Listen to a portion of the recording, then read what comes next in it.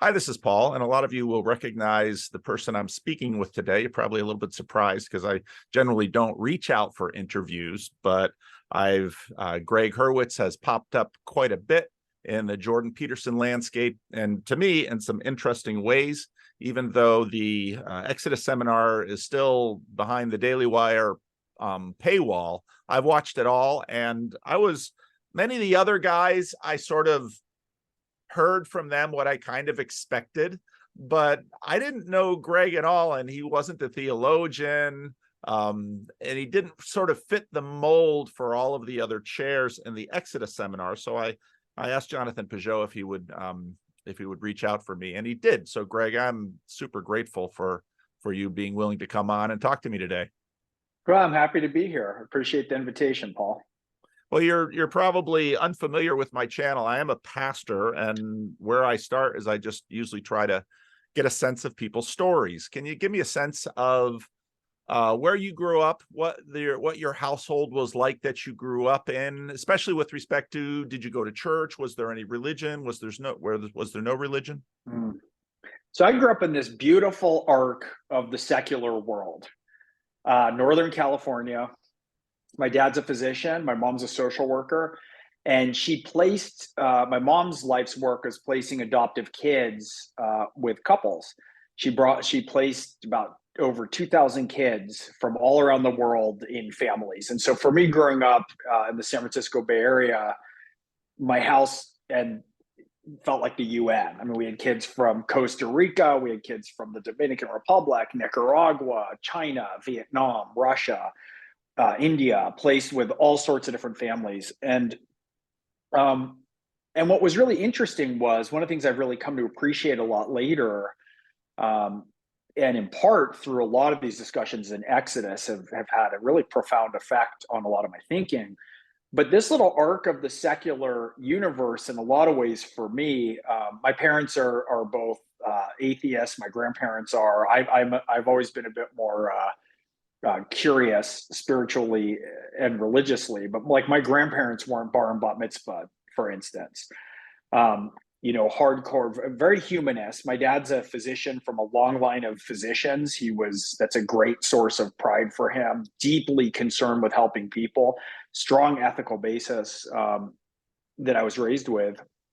And they sent me off to a Jesuit high school, which was really funny. I was not only the smallest kid at the entire high school, it's 1,200 boys, a wonderful school called Bellarmine College Prep in San Jose. It's been around since a year before California was a state. I didn't know a single person there, and I was the smallest kid in the school. And the community that we lived in, it was Silicon Valley before .com and before it really diversified in any sense of the word, not just in the ascendant terms that we use culturally. And so I really grew up anchored in a community that in a lot of ways I had a lot of strong conservative or faith-based communities around me. And I think I perhaps underappreciated how many key roles those institutions and communities played in anchoring everything around me. And so it was very interesting. I went to Jesuit high school, which I went kicking and screaming and hated it. It was an all boys school, completely was life altering and incredible for me.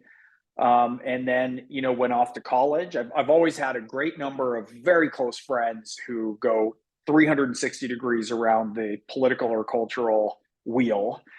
A lot of my best friends are people of faith. I always, born again Christian, Navy SEAL 60 gunners and sons of missionaries. And so, a lot of ways that I met these communities, all of them was through,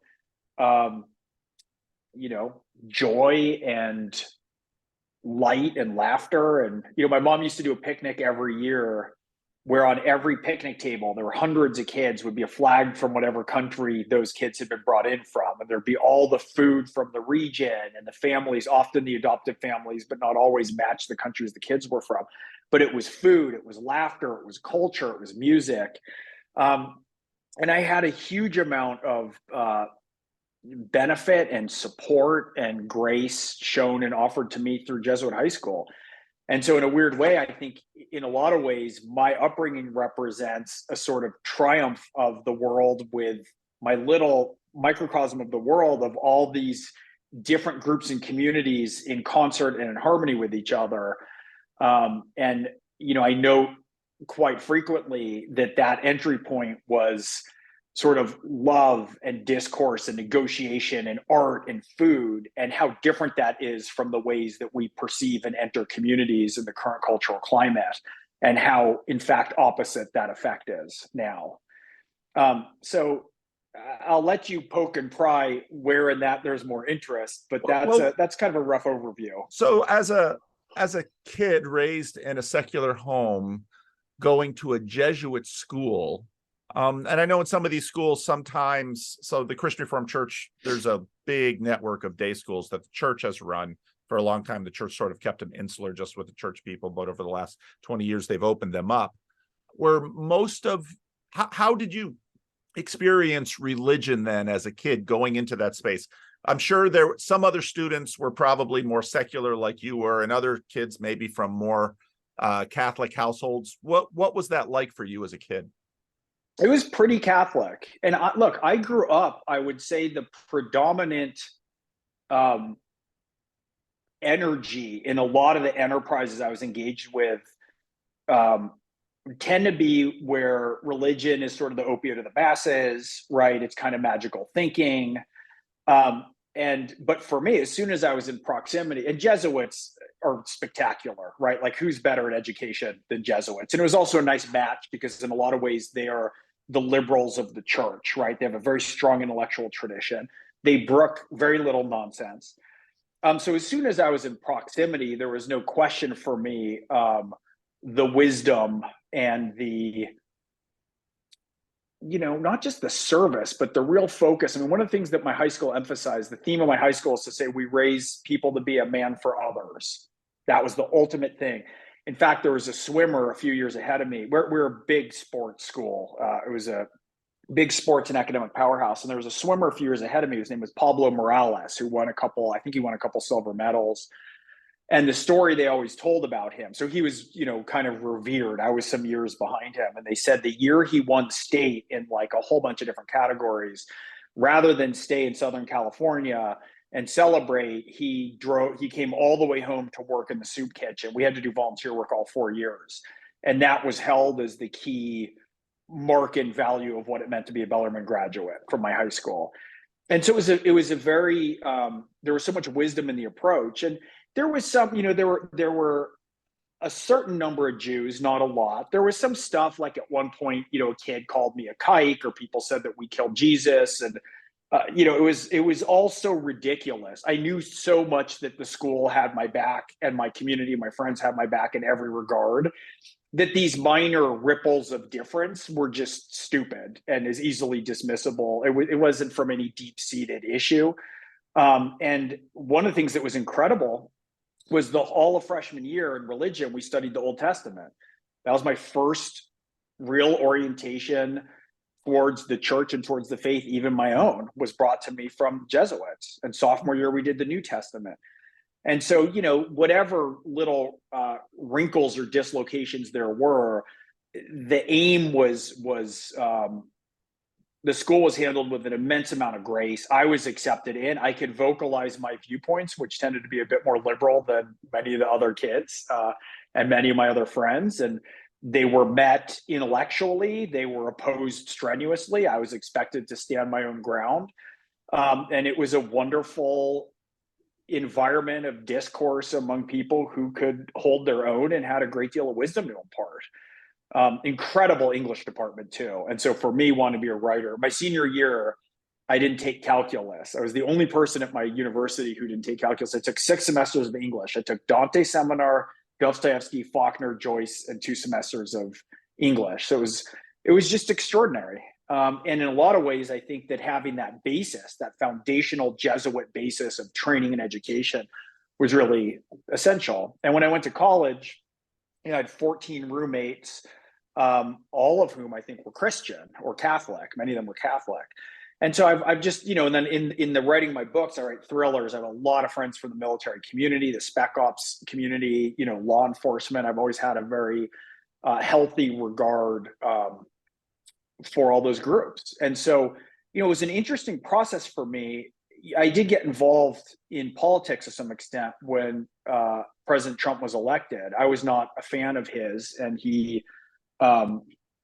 there was a number of areas that were of concern for me. But the first question that I asked myself when I was thinking about starting to engage more in the cultural or political discussion, frankly, politics never interested me much and still doesn't. I'm much more interested in narrative and story and psychology. But the first question I asked myself is, what are all the things that Democrats, being an imperfect proxy for liberals, got wrong that half the country thought that he was a better alternative? And that process of sort of looking in the mirror first and starting to explore it, I had a very interesting, the word journey is overused often, but it really was like, as I started to sort of dig into the things and the places we were missing, it was quite a process. I mean, I was very disillusioned about, quote unquote, my side in politics. It was distanced. The race downward in my understanding was still outpaced by the Trump Republicans. But in a lot of ways, what I've come to realize and what I've come to grasp is that we all come to a political or cultural or orientation towards meaning based on a lot of factors that are intrinsic to us. And one of the things that I often remark on is whenever I've had the humility to fully understand another position sufficiently, I've come down almost 50-50 on both fronts. Like, I think in some ways, if I was wiser and brighter and more evolved, I'd be like exactly half liberal and half conservative. It's just that based on where I came from, my big five personality traits, which tend to predict to some extent which way people lean. I'm very high in trade openness, for instance, which tends to be more liberal. And my experiences and my upbringing, I tend to come from a particular direction. But one of the things that I really came in that process of exploration is to understand, if I'm going to understand anything about what was happening in the political landscape, I had to deeply understand how people thought who think and process the world differently and in different value structures than me.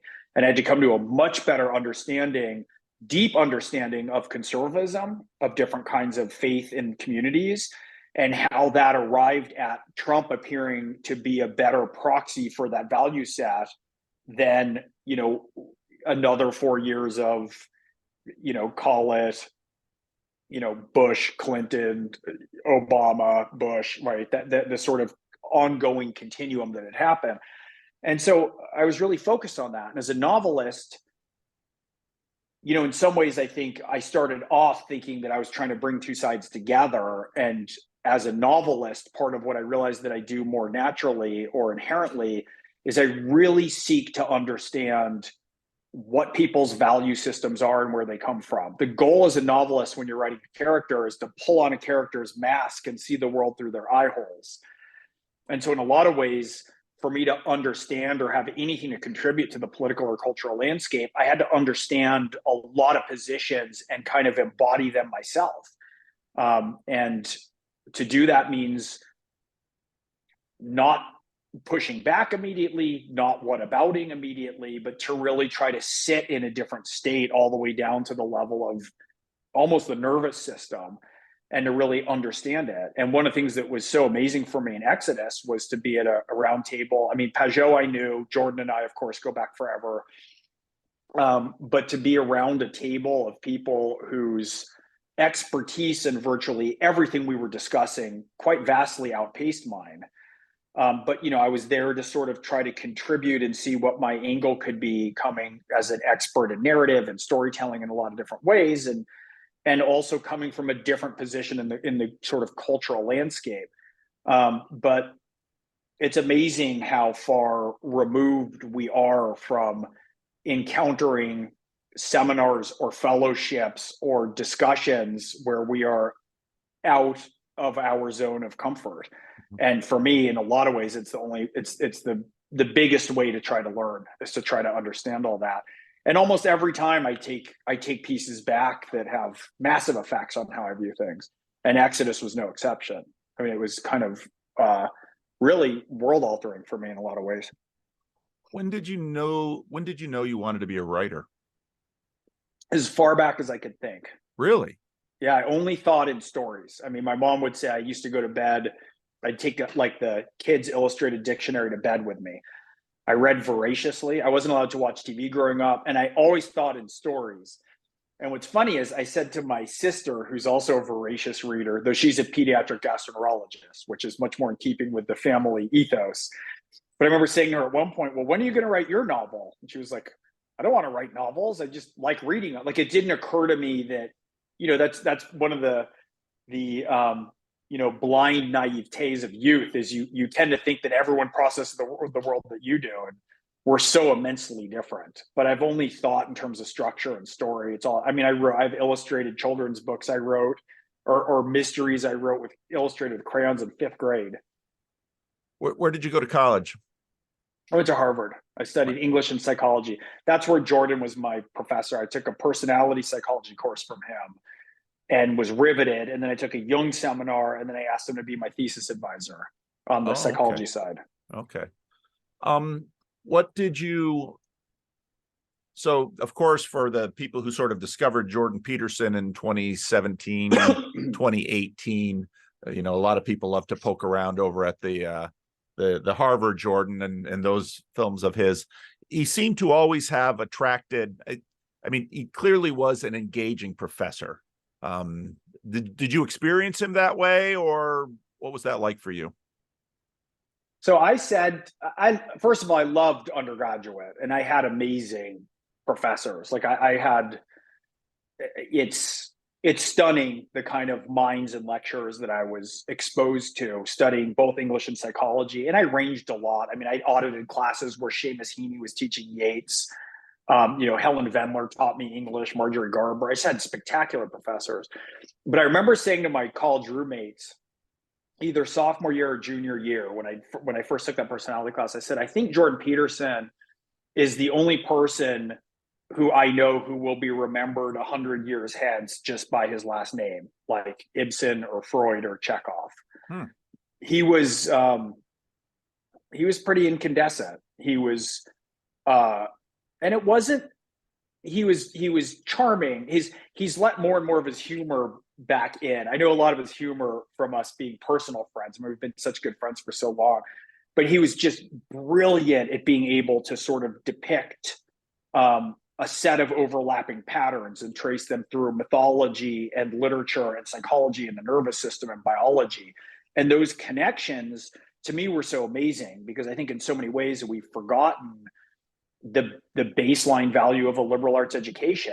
In a lot of ways, I think that my Jesuit high school education and my liberal arts education are the key factors in what has kept me sane in a lot of ways. Well, at least I hope I'm sane. I suppose other people might have a different opinion on it, but in this crazed landscape, because if you can take something and you can look at it and identify why it makes sense in mythology, in Shakespeare and Dostoevsky and Solzhenitsyn, and tie it to, a map of the brain and then experimentation and then psychology, you're sort of anchoring an orientation towards meaning and the truth through enough different disciplines. And so I think a lot that learning how truth breathes and throws shadows through different kind of prisms of the different disciplines is one of the benefits of a liberal arts education. I mean, the other is you start to recognize patterns and problems as they unfold across different disciplines, right? And so in some ways, for me at times, when the political landscape has gotten where it feels like it's on the verge of tearing, I feel like I've held center, not by eliminating different perspectives and viewpoints, but by having anchors in communities all the way around that are all pulling to expand me in every direction as equally as I can manage. And that's what helps me hold center. And Jordan's teaching could unfold in ways that it was just so evident to me that he was focused on something bigger. And the other thing that's funny is he teaches with a great deal of humility. he doesn't suffer fools. He never suffered fools well. So if you came with ideological nonsense, he'd swat it aside and get back to it for the class. I mean, clear hierarchy of order in the classroom.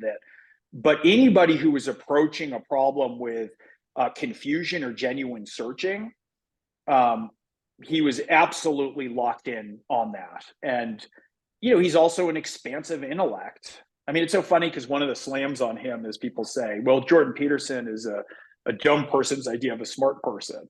And it's like, yeah, you think so? That's what people call educators, first of all, right? That's what an educator is they don't condescend to everybody who doesn't have elite sets of education.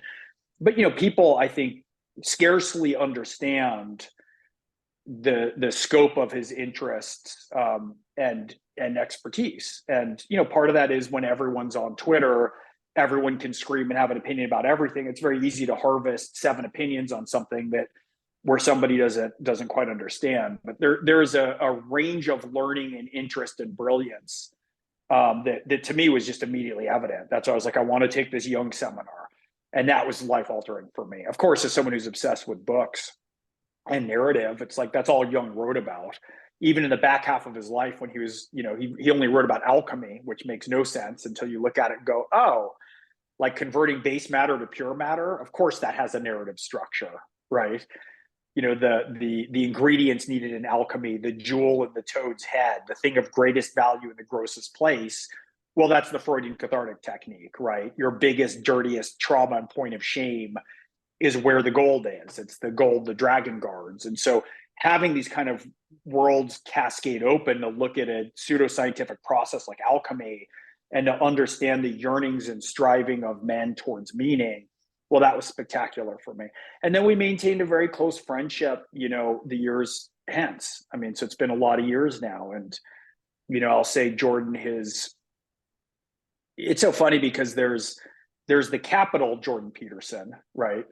Which you're talking about, which is the 2017 and onward. But it is funny when people now we're so rushing to be bellicose in what people were allowed to associate with or what communities, we don't want to be contaminated by our engagement with other people. It's like, I've known Jordan for decades. I've known him in circumstances that for me and for him have felt life or death, have been life or death. And unerringly, every time I've needed advice in my marriage, in certain life or death stakes that I've had, in raising kids, in anchoring myself in a career, he's offered, spectacular and solid advice that has a long-term orientation towards greater meaning and benefit to me. And then on the host of things we disagreed with, well, what better interlocutor could you possibly have? Like, who the hell wants, imagine being so unimaginative that Jordan Peterson's one of your closest friends and you seek to agree with him on things. I mean, like the idiocy of that. And so we've had incredibly fruitful engagements over differences over the years. And so, it's always amusing to me when people piece together, 4 fragmentary issues of somebody, and decide to paint a picture of a human in that regard. This fear that we have of engaging with people who think differently. It was kind of wild, some of the reaction I got for going on Exodus, because it's not just Jordan, it was Prager and Shapiro and a lot of big guns. Yeah. When did you? And what a wonderful way to meet those big guns too. Yeah. I knew Ben a bit. I mean, I knew Ben and have a lot of respect for his brain power. It's almost impossible not to. But, it's a great setting to meet, thinkers like that. I mean, James Orr and Pajot, I'm very fond of Blackwood. I mean, like, so some of that crew I knew better.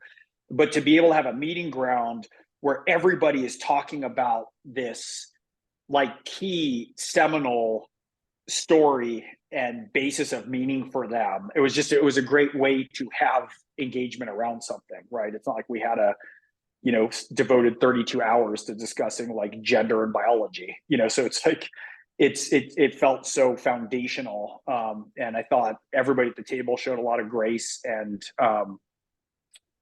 were very generous with me. When did you discover psychology and when did you decide you wanted to go in deeper into psychology? Well, as an undergrad, so I studied psych and English. I started my first novel when I was 19. Oh, And I wrote a very mediocre rough draft of it, the kind of summers before and around my junior and senior year of college, and then revised it and had some luck early. But psychology to me was fascinating. There's this amazing speech that Steve Jobs gave at Stanford where he talks about how you can't set a pattern in advance, but if you follow your passion and look back, right, everything snaps into order. Um, not a notion that's unique to him, but it was very well expressed and worth looking at. But that's very much the case with me. I mean, I just went into I was fascinated by Freud. I was fascinated by Jung. I was fascinated by psychology. And I suppose in my head somewhere, I thought, well, if I'm writing characters, it'll be good to understand psychology. But one of the things that in hindsight is that, Freud's case studies are like perfect short stories, right? And that's one thing. And Jung, as we already discussed, wrote about nothing but narrative and archetypal structure. So it was very clear how that was functioning. And then, I did my thesis work was on Shakespeare's Pericles. I did a Freudian and Jungian analysis of Shakespeare's Pericles, which is, his most archetypal play. It's a romance. It's fairly mediocre, but very popular. And so I was saying the only way that we could kind of attribute its popularity had to be attributed to some other resonant meaning that it has, which is more archetypal or symbolic. And so it was very good to use that as a contrasting point of those two, to look at Freud and Jung and how they might approach or analyze the story differently and what that says about them and their relationship. And so that was really cool. But, I was obsessed with, Freud wrote about like the choice of the caskets in The Merchant of Venice. And I'm a Hitchcock fanatic, right? And so, Hitchcock employed Dolly to set design the dream sequence in Spellbound, right? Because it's all about the subconscious. So that overlap and I tend to love books that deal and dive into that stuff. Like, Dennis Lehane's Shutter Island is an example, right? I love Edgar Allan Poe, writing about repression, Crime and Punishment in a lot of regards, like things that just that really touch and get into that. And so to see them expounded and then written about beautifully, and Freud wrote beautifully. I mean, reading Jung sometimes is like digging a hole with your face. It's why Campbell's so popular, because Campbell's like the Cliff Notes to Jung. But so yeah, I mean, so I just lit up with it, and I just went after and studied everything that was of the most interest to me and saw where that led me. So you went to college, you got a graduate degree. What was the transition like out of college? What did you go into a writer's life? Did you have to, I mean, you said you started something at 19. I mean, writing is how can I say this? A lot of people want to be writers. Most people don't get there. So, a lot of people want to be writers. Most people don't want to write. Do you like to write? I love to write, man. Really? It's hard sometimes. It's such a disciplined practice. It's funny because I went to some fancy schools, right? Like I got my graduate degree, in England in Shakespearean tragedy. I needed a very practical degree to enter the job force, you see. So my Shakespearean tragedy degree was if my novelist career didn't pan out. But in a lot of ways, the athletic training, I was an athlete through college, is a very good template for that, where you get up and you work out on day 27 of 365, right? Because there's always more important things to do, right? If the championship meet is at the end of the year. And so that kind of discipline of bringing up the bottom of your performance was just something. And I went at it really hard. I had a lot of luck. I sold my first book. I was a kid. I was 22. And then I really thought, look, this is all I ever wanted to do. I now had a certain amount of economic freedom. I mean, it was a huge deal for my age, where everything felt like $11 billion that wasn't $10 an hour. But, I looked at it and I did the math, and I thought, if I live very, very modestly, and on this monthly budget of like $2,500 a month, this will give me the room to write for a couple of years. And so every time I did a deal, I just viewed it as gas in the tank so I could keep writing. It's all I wanted to do. And when I graduated college, a lot of my roommates, I went to school with some brilliant people, and, they went off into iBanking and doctors and lawyers and professors. And I was like, well, I guess I'm going to go stall, and I want a fellowship to go to England and study Shakespeare and try and fix this really, mediocre rough draft of a manuscript and see what happens. But I didn't have any backup plan. Like if someone had come to me then and said, look, we will pay you $36,000 a year for the rest of your life and you can write, I probably would have signed on the dotted line. And, I'm grateful that I didn't do that deal, but it was the craft of it was so important to me. It was so much how I wanted to spend my time. It was very hard when I started, to be honest with you, because I'm more extroverted than a lot of writers. And so the time alone initially, those first years, and so when I sold the book, I thought this is what you always wanted to do. So write 8 hours a day, treat it like real work. It's a job. So show it respect if I have the room to do this and not just wait around and type when the muse beckons. Like figure it out, grind it in a habit, apply those athletic skills, apply ritual. And so that's really carried me forward since. I've written a bunch of novels and screenplays and comics, and but that work ethic was really important. So what's your schedule like? Your daily working schedule? Get up. First thing I do. Early? Are you an early riser?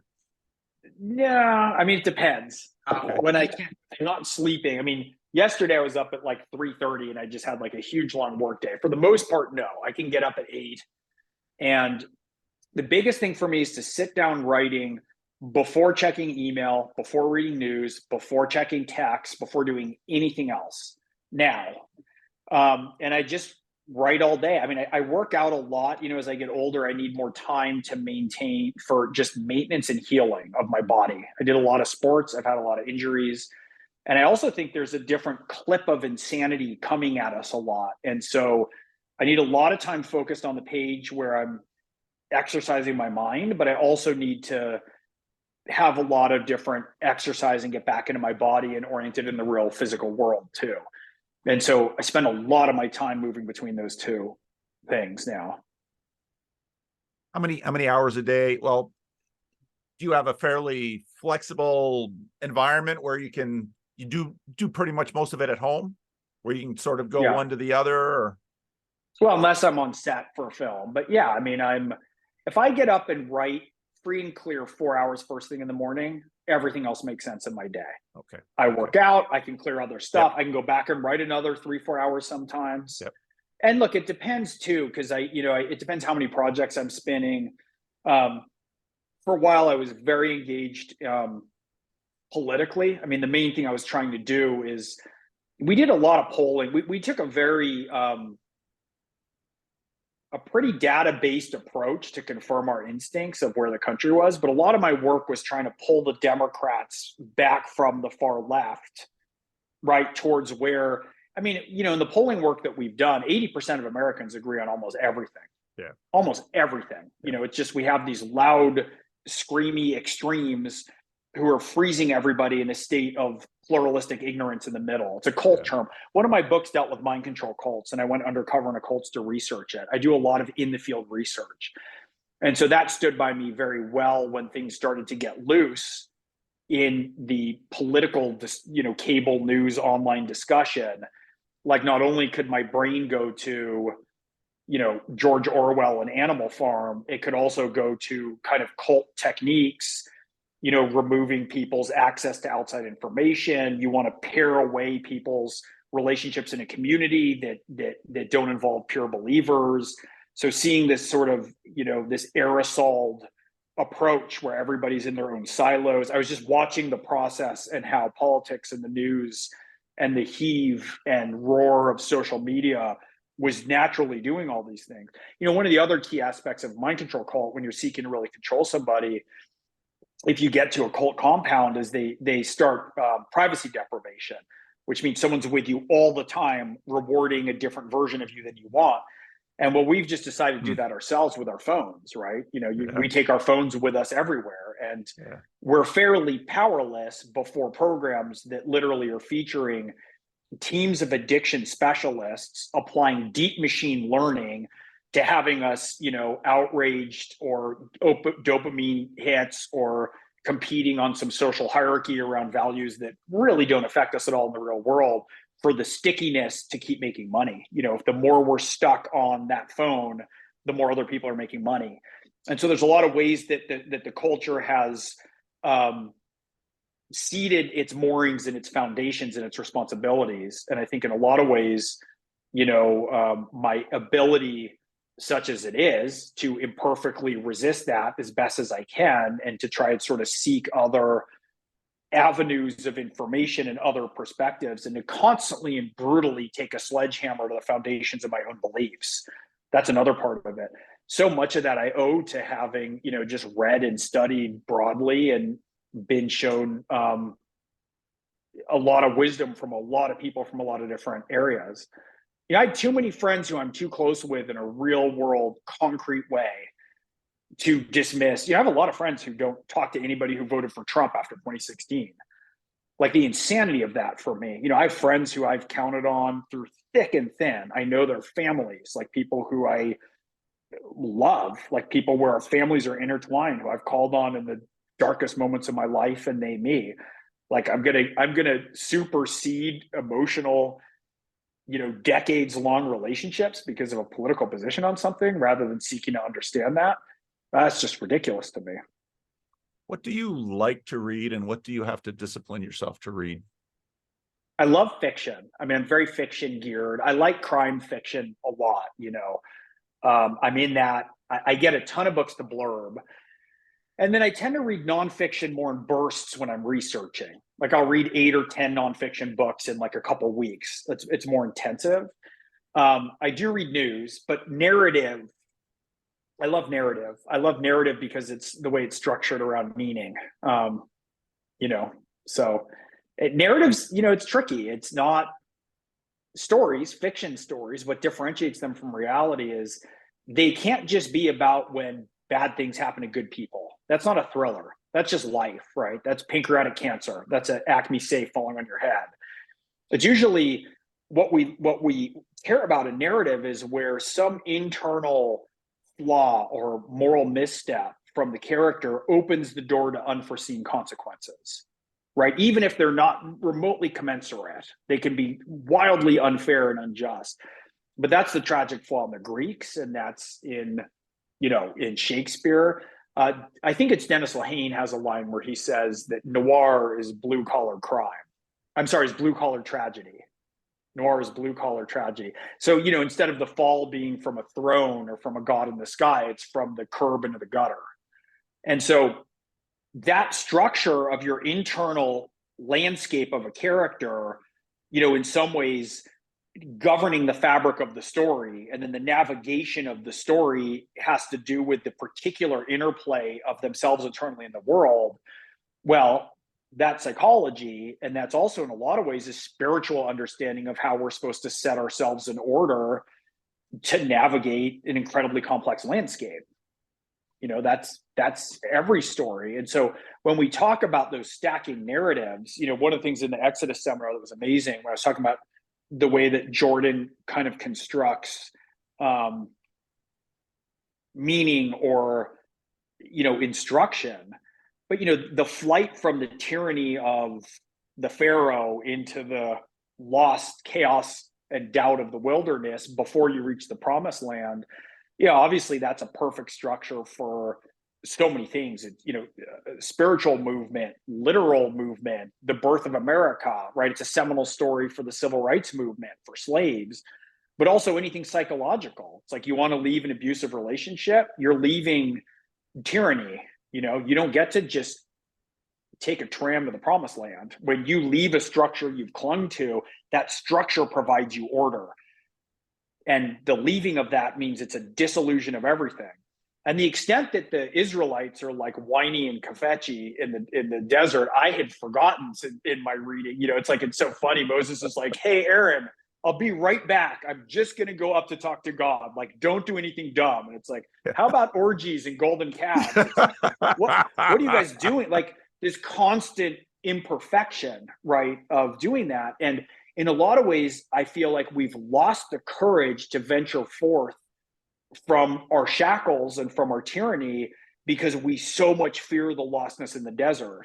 And when the conditions are scary, everybody wants to just group in with their in-group favoritism, right? Yeah.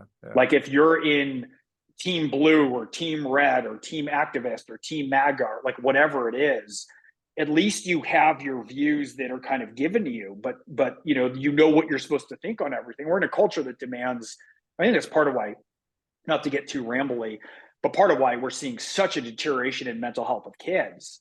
It's like, I can't imagine being 14, 17, 22 and expected to know everything about gender and biology and immigration and, you know, the war in Ukraine. Like the number of topics that everybody needs to have an opinion, that if it's the wrong opinion, you're deemed to be morally inferior. It's just completely overwhelming. And in a lot of ways, the courage to leave tyranny isn't the courage to just venture for the promised land. It's the courage to lose all of your structure and moorings and discover that all the ugly and weak parts of yourself, and how much grace you need, how much you're gonna fail in your imperfect way to reassemble your focus, you know. And so studying Exodus through that lens with thinkers of that caliber for me was just, there was a couple things that just blew my mind. Like, can you give me an example? Yeah, I mean, there's a couple. I mean, so two things. First of all, I completely revamped my view of the center versus the fringe, and the notion that the center cannot hold. So a couple stories in there to me were immensely compelling. One of them is when Miriam gets all judgy at Moses when he takes a Ethiopian wife, right? His second wife, when she's there. She comes and says, you shouldn't marry her. She's different. She's other. Is it Cushite, I think it says, or Ethiopian? Yep. And so in one of the great, you know, comedic moments, I think, of the Bible, God comes down and turns her like a lily snow white, like a leper. It's like, you want to be pure? Here, that's what purity looks like. Now get out of the camp for 7 days until you know, amend your view, and then you can be welcomed back into the camp. So it's like, don't you dare shun a fringe or somebody who's different and think that that somehow inures to the strength of the center. And the other story for me that was really compelling is I wasn't aware that I think it's Caleb who's part of the mixed multitude, right? Caleb and Joshua are the only two who enter the promised land. And so, you know, Moses, for everything that he does, right, he strikes the rock twice, and then, you know, tough luck, you don't get to enter the promised land. And so the fact that Caleb, who's of the mixed multitude, and Joshua, for that entire generation, are the only two who enter the promised land. Well, 50% of the people who enter the promised land are, in a sense, foreigners. So there's immense strength in our ability to hold and to integrate aspects of the fringe or aspects of the other. And that's, of course, true genetically, right? If you inbreed too much, right, you wind up with, you know, certain, you know, you get the kid who sits in the back of class and is pale and just coughs too much. And so, you know, there's all kinds of ways in which that is resonant. But for me, also very compellingly, is one of the things that I realized, there was a very hard point for me to realize, is I thought in so many ways that I was sort of the center, right? Where I'm like, I have conservative friends and I have liberal friends. Right, I grew up in a, you know, San Francisco Bay Area, right? I mean, one of the things my mother did early on as a social worker was place adoptive kids with gay couples in the San Francisco Bay Area in the 80s, right? That was a very different time. And it was like, look, they can either be malnourished or turned out as prostitutes in an orphanage in Vietnam, or be raised with an affluent, you know, gay couple in San Francisco, and, you know, or wherever else. And so there was a lot of kind of immense openness that was my baseline. And one of the things that I realized in the course of the discussion with Exodus was that in a lot of ways, my prevailing value set is more fringe in a lot of ways. Like, I don't necessarily represent the center of where America is, that everything needs to move there. One of the biggest criticisms I have with our current political state is I feel like everybody thinks that the political system and the predominant culture should be a precise reflection of the pattern of their own private heart. Like, that's insane. We have 330 million people in this country, right? And so I've always held that, like, my personal values in family and community, I think what's best and right for the country, and I don't also just mean strategically of where we should, push the conversation to win more seats for my team. I no longer really have a clear sense of my team. Because I think we're all just married and in together. But that's significant. That's much more towards the right center of where my own views are. And so that realization to think, look, I'm super high trait openness. I mean, I did that battery test that Jordan does. I'm as high in openness as anyone he's tested. I'm very low in politeness, which is interesting, but I'm like off the scales in empathy. So that's really interesting too. And with my background and where I'm from, part of what I realized, and we discussed this in Exodus, is I'm a liberally inclined California writer, right, and screenwriter, who has a very diverse and mixed community. And that's okay for me to have that be something that's found in certain areas, as long as there's a baseline of respect that's accorded and dignity that's recorded for people who I care about in my community elsewhere. But it doesn't mean that the precise template of my own community and world is the center to which everything else needs to revolve around. There's no getting there. And so the understanding that if there's respect, like I should be fringe. I don't want every, like we talked about this a little bit in Exodus, that I was saying one of the ways I came to think about this is if you get, we were talking about artists and people who have more ambiguous gender traits or presentation, right? Like Bowie or Prince. It's like, those are amazing artists, but like, I don't necessarily want to go to a class that has 50 Princes in it. Like then it ceases almost being the thing that you want it to be, right? We want all these sub communities to hold differently. And Oz Guinness said something to me that just blew my mind about globalism. It's so obvious. I mean, some of these things we don't realize in full can be so obvious. But he said to me at one point, like, can you imagine anything worse than a global ethic? That there's one governing set of ethics that adhere everywhere. And Oz, I don't know if you've met him or interviewed him. He's so wonderful. I mean, he's got this just, beamingly warm Christian heart, right? And an unabashed love of America. I mean, he's the special relationship just exemplified. But I've always thought globalism is like, great, it's more trade and you can get an iPhone for cheaper, or lifting people out of poverty. I mean, the avenue by which I've arrived at that, and then starting to think about it to go, okay, right, if we boil down his sort of admonition, like what could be worse than the whole world deciding on a set of values?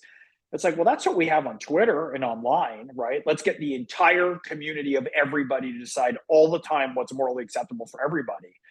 And so from there, it's a quick step to like, okay, I get state rights a little bit differently now.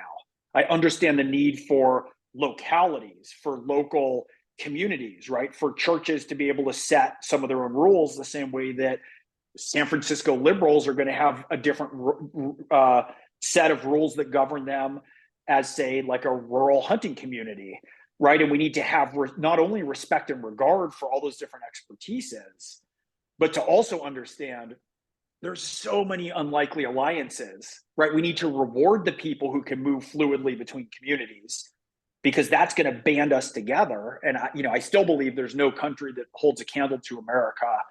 Like if you look at the world and look at who we have had and managed to integrate here in a way that's meaningful, we can't do away with any foundational American principles, right? Like, there's certain essential aspects of it. But the people who can move and navigate, the moderates, the negotiators, the compromisers, the people who have more expansive love for different groups, we should be elevating them more than anything, because they're the ones who, the more we isolate and cut off, the more we set the bellicose standards by which war is waged, the more we make it okay to dehumanize. I just spent last week with really good friends in Montana, world-class hunters. I mean, like world-class, like cover yourself in elk piss and go disappear alone for 2 weeks in the snow kind of hunters. And on this particular trip, we have an overlap of a cohort, met some guys who were CIA, SEAL Team 6 guys, a lot of guys on the river, a lot of fishermen, a lot of hunters. And I was struck so tangibly by all the discussion was anchored in the real physical world. Yeah. It was like, well, the snowpack's low, so the lakes The snowpack's 100 inches lower. The lake's down this much. We need to kind of recalibrate that. And the hunting awareness of like how you harvest grizzlies and what's the right population, what's the ecosystem of the lake, how do you keep the lake clean, what are the introduced species if you hook that you kill. Unbelievable awareness of ecology, of nature, and of course constantly watching. You're on the lake, what's the weather front look like, what's the chop look like. The marriage of people who want, clean skies and lakes is immense, and the expertise that we could have and could bring is immense over water rights and hunting rights and endangered species and flourishing exchange of different ecologies. It's not going to work if you come in the front door and say, I believe humans are solely responsible for massive environmental climate change in precisely this prescribed way, and the only solution is to massively cut carbon emissions by exactly this much, and if you disagree with me, you're a villain who hates the world and is going to contribute to the death of humanity. Okay, you're probably going to lose a lot of people that way. Same as if you come in the front door and say, I believe in universal healthcare as a right. As I was saying, let's talk about baseline medical care that we want because it makes financial sense. It makes a kind of moral and valued sense for us. It doesn't disrupt systems in a different way. There's a way to do it that if you can go in and not ask people to immediately cling to a set of sort of signaled litmus test values in order to engage with them, we're fragmented. And it happens both ways. Of course, it happens in all directions.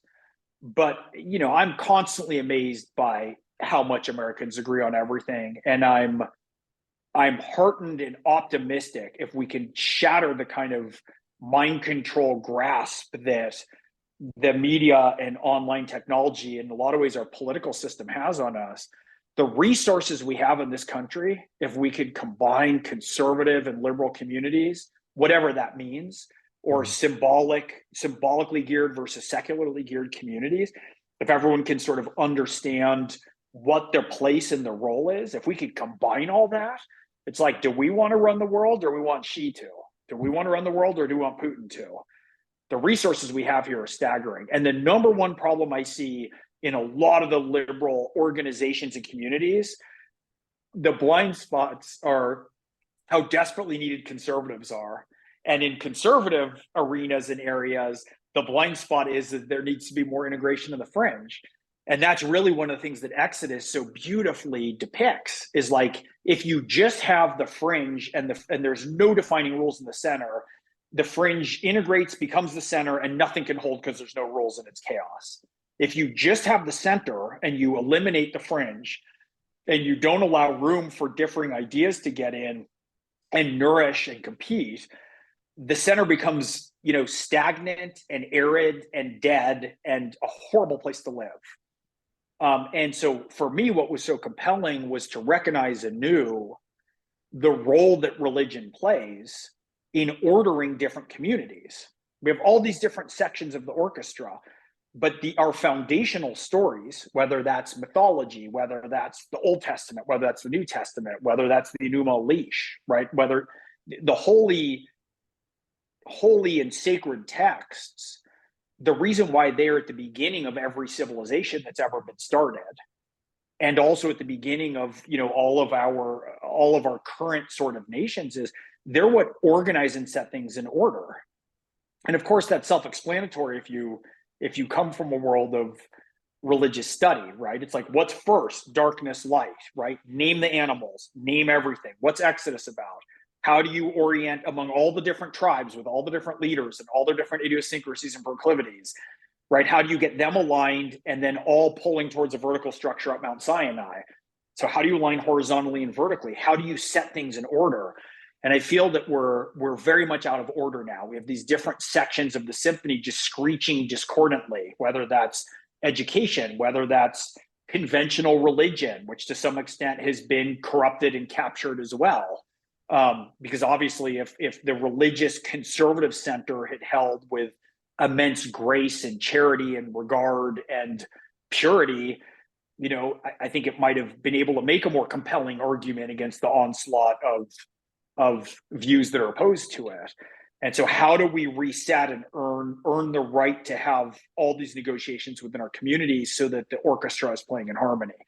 And for me, the best bet of anywhere in the world to do that and have that orchestra play harmoniously in line with values that are geared towards individual freedoms, right, above everything, and liberation is America, and then for America to play that role in the world.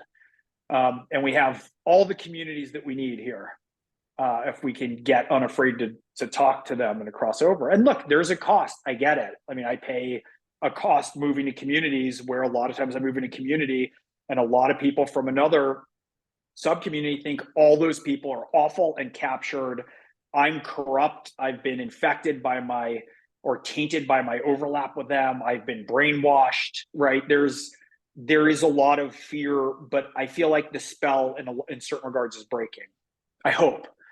And it's contingent on all of us to have as many conversations as we can, to talk with nuance and respect, and to try and have grace and humility, which is hard for, everybody, me included.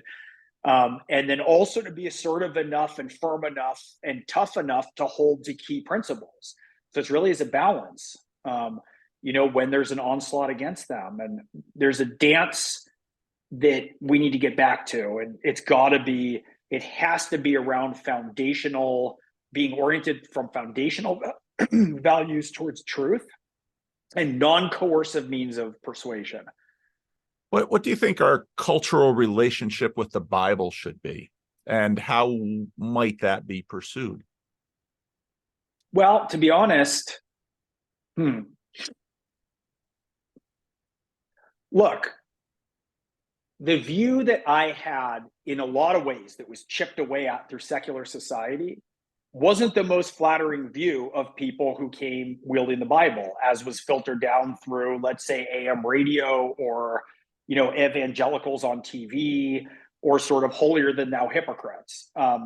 Any different than the view that a lot of religious or conservative communities might have had filtered to them, of secularists who have all the answers and don't need God and have everything figured out and can tell you precisely how to live your life and whether you should eat meat and what the Constitution would.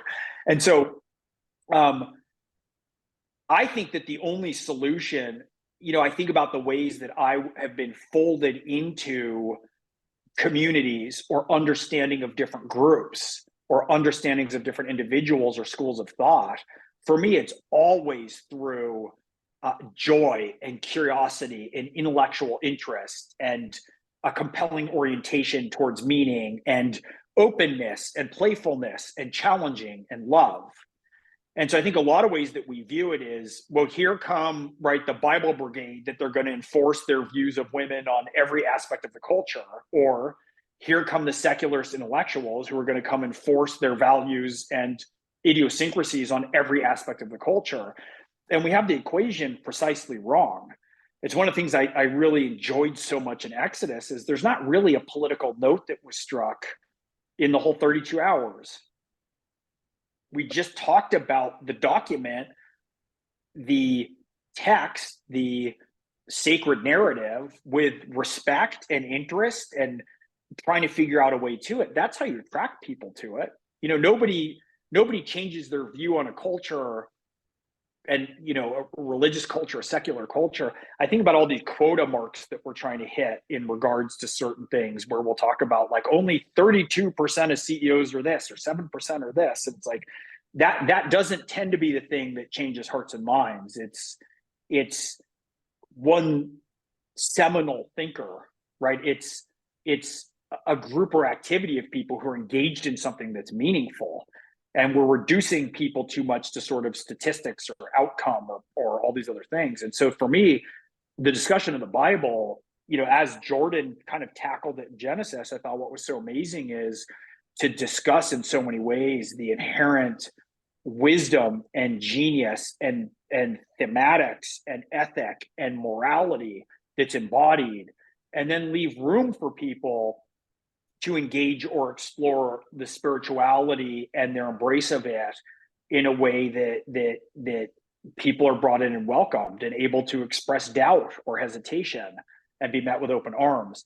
it's not the perception that a lot of secular Americans have of the religious world in America. Just like a lot of the religious world has a very skewed view of what like the secular regressive left is, and they overvalue how represented that the regressive, hardcore, very left culture, how there's a misjudgment of how far that infects, right, a lot of the let's just call foundationally the liberal 50% of America. There's a similar lack of trust and understanding, and a lot of people don't understand. They just don't meet good people from communities other than ones that they're raised in, and they're too timid or scared or lack the courage or benefit, financially, reputationally, by closing doors and by defining against the other right now.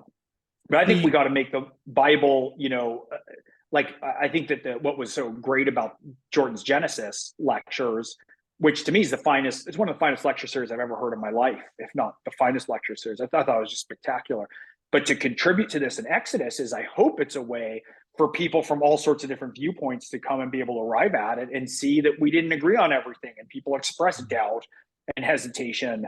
And, it allowed a lot of room for discussion, and that's the only way in for me, not prescribing and kind of coercing. Yeah, I think after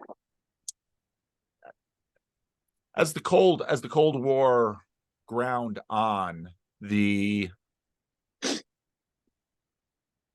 and as the culture began to shift, especially as the Cold War ground on, especially in the 80s when the Berlin Wall comes down, there's sort of a turn that's made. And of course, the emergence of new atheism at that point.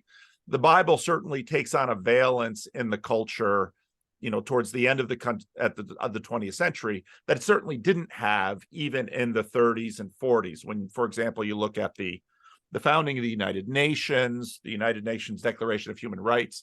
I mean, these are all documents that spring out of what had been, let's say, fairly consensus waspy American culture. Of course, during the Roosevelt administration, you have this concerted effort to now bring in Jews and Catholics. Of course, the mid-20th century of this focus on Protestant, Catholic, Jew. Those seem to be sort of the three categories that Americans would think in terms of religious diversity. Yet, it's looking at the work of someone like, say, Tom Holland, you're really hard pressed to, and I think Jordan, I mean, part of the reason why, after I discovered Jordan, I discovered Tom Holland and some of the work that he had been doing. You're really hard pressed to not recognize sort of this foundational role of the Bible in Western civilization, which I hear Jordan talking about again and again, which made the, especially the Exodus. When I discovered the Exodus series, I hadn't been watching anything on YouTube. I mean, what did I know? YouTube was a place that someone would point to me a little video. That's all I knew of it. And then somehow, I think it was through Rod Dreher, I discover there's a University of Toronto psychologist lecturing about the Bible. My immediate thought was, some evangelical has sort of managed to, there's always one or two around somewhere that can keep his mouth shut about certain things. And then, of course, I start watching it and I thought, no, this is something totally different. And then, I mean, part of the reason I gave it as much attention as I did and continue to do so is I noted that he was doing something that conservative religious people had been unable to do for more than a generation, which was especially in those early years, I think before he was sort of framed by certain attacks that were done against him.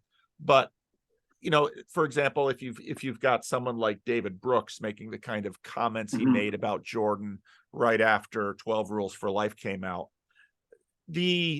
what were Brooks's comments then? Well, he was the one that gave the most important public intellectual. He was the one that gave that line in his piece that was Brooks. That got put on 12 Rules for Life.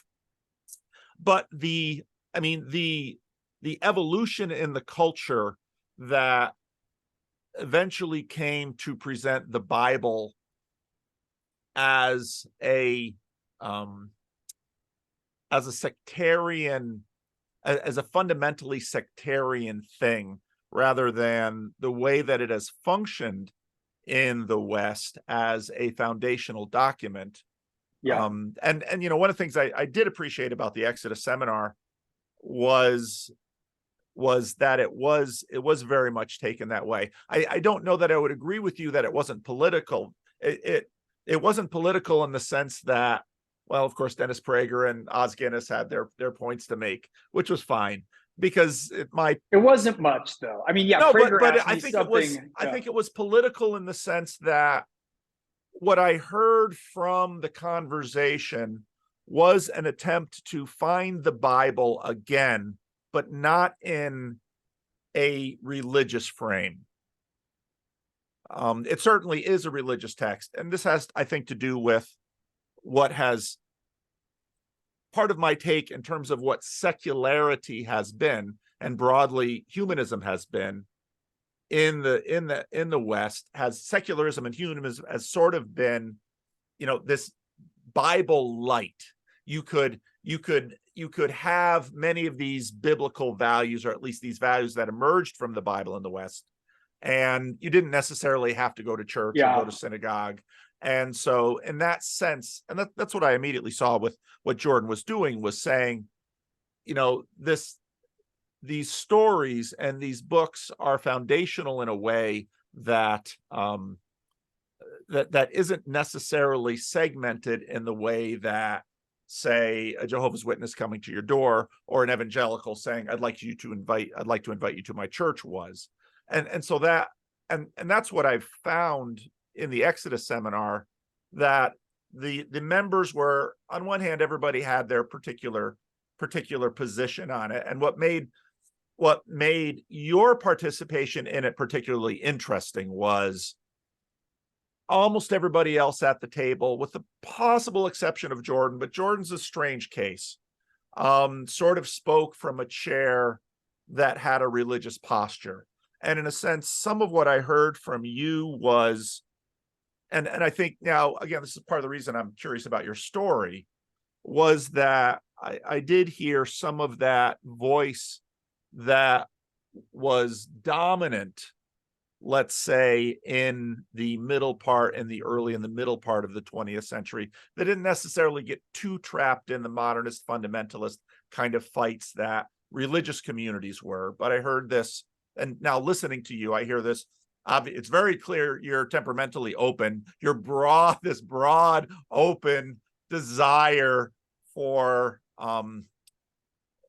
productive harmony in the culture. So, I mean, for me, a big part of what I saw in the Exodus seminar and what I've seen in Jordan's work has been an attempt to reintegrate the Bible, but not necessarily as a religious text, in the sense that we sort of assume religion has become in late modernity. So that's, well, I think, look, one of the ways that I think about this, and I could just talk about my own story, but being raised inside, in some ways, the tightest community that I had was pretty vehemently atheistic, right? Very intellectual. You weren't an intellectual if you believe in God, right? I had other kind of friends, community, Jesuits pecking away at this, but never like forceful. I mean, I had a couple of like, Jews are going to go to hell, whatever, but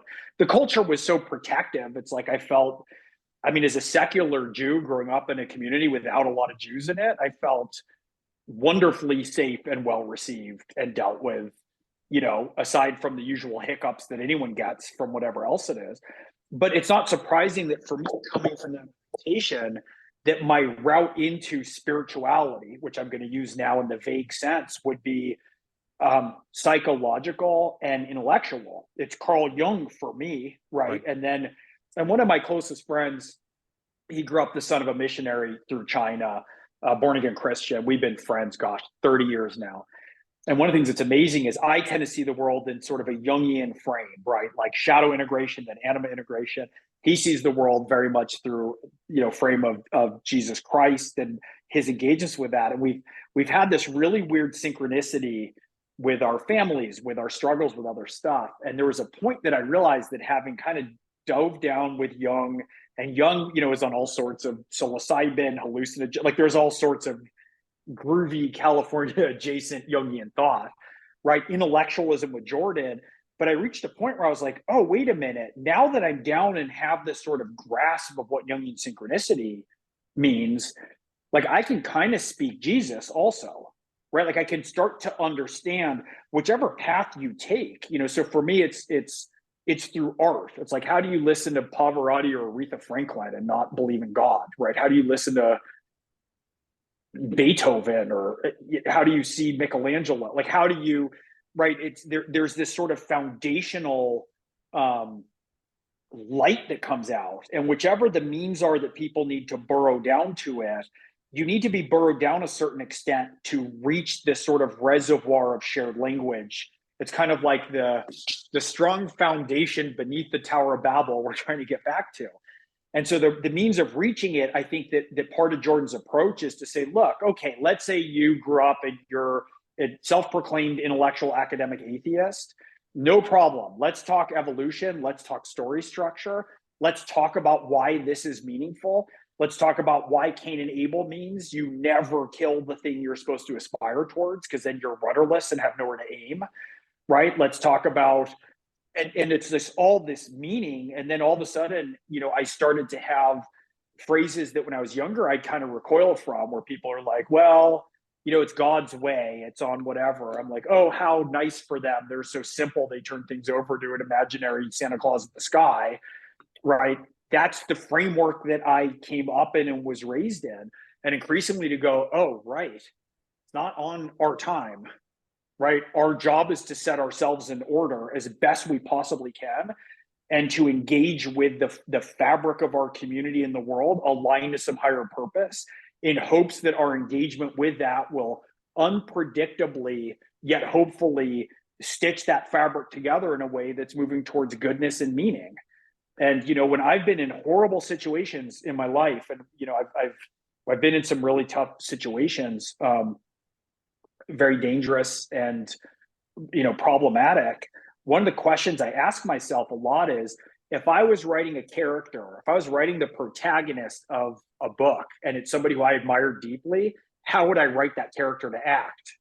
And then I'll just act that way, right? Like, what's the most virtuous thing someone could do, even if it's courageous and makes no sense on the prevailing wisdom that anyone's going to say? That's what I'm training for when I'm writing novels. But what's the difference between that and what would Jesus do? Except what would Jesus do is a shortcut, because it's already been selected as by far the most evolutionarily successful and grounded hero mythology that has collected all of the hero stories and condensed and embodied them in one frame, right? That's the template we play for and that we move for. And I went last year, I had dear Muslim friends bring me to the site of Jesus's baptism in Jordan. And what was so amazing is the River Jordan has since moved off and away from it, but there's this standing pool of water still right on the steps of this ancient temple. And that temple has been built and rebuilt and rebuilt and rebuilt all the way through time generationally. And you look at that, you're like, wow, that was during all these different eras, all these different religious, everybody thought this spot was important to maintain. It's sort of, it's like in police work when you talk about chain of evidence, right? It's a chain of evidence that goes all the way back. Who knows? Who knows what that is? And so there's this template for religious thinking that if I can put myself in my best open self, and that's also a thing we talked about, of pattern recognition in different fields.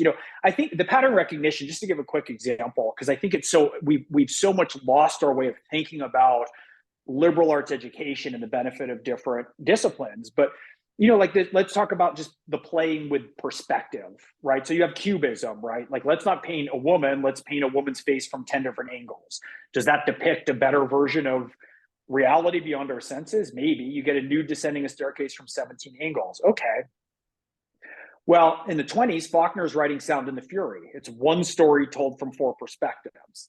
right? You have Rashomon, same thing in film with Kurosawa. He's playing with that. Rippling through, you have Einstein with the theory of relativity, of kind of redefining physics as is relevant to other things. And the most interesting one to me in a certain way, and it's of course is in the theater. Theater catches up to things late, so it's LB a little bit later on.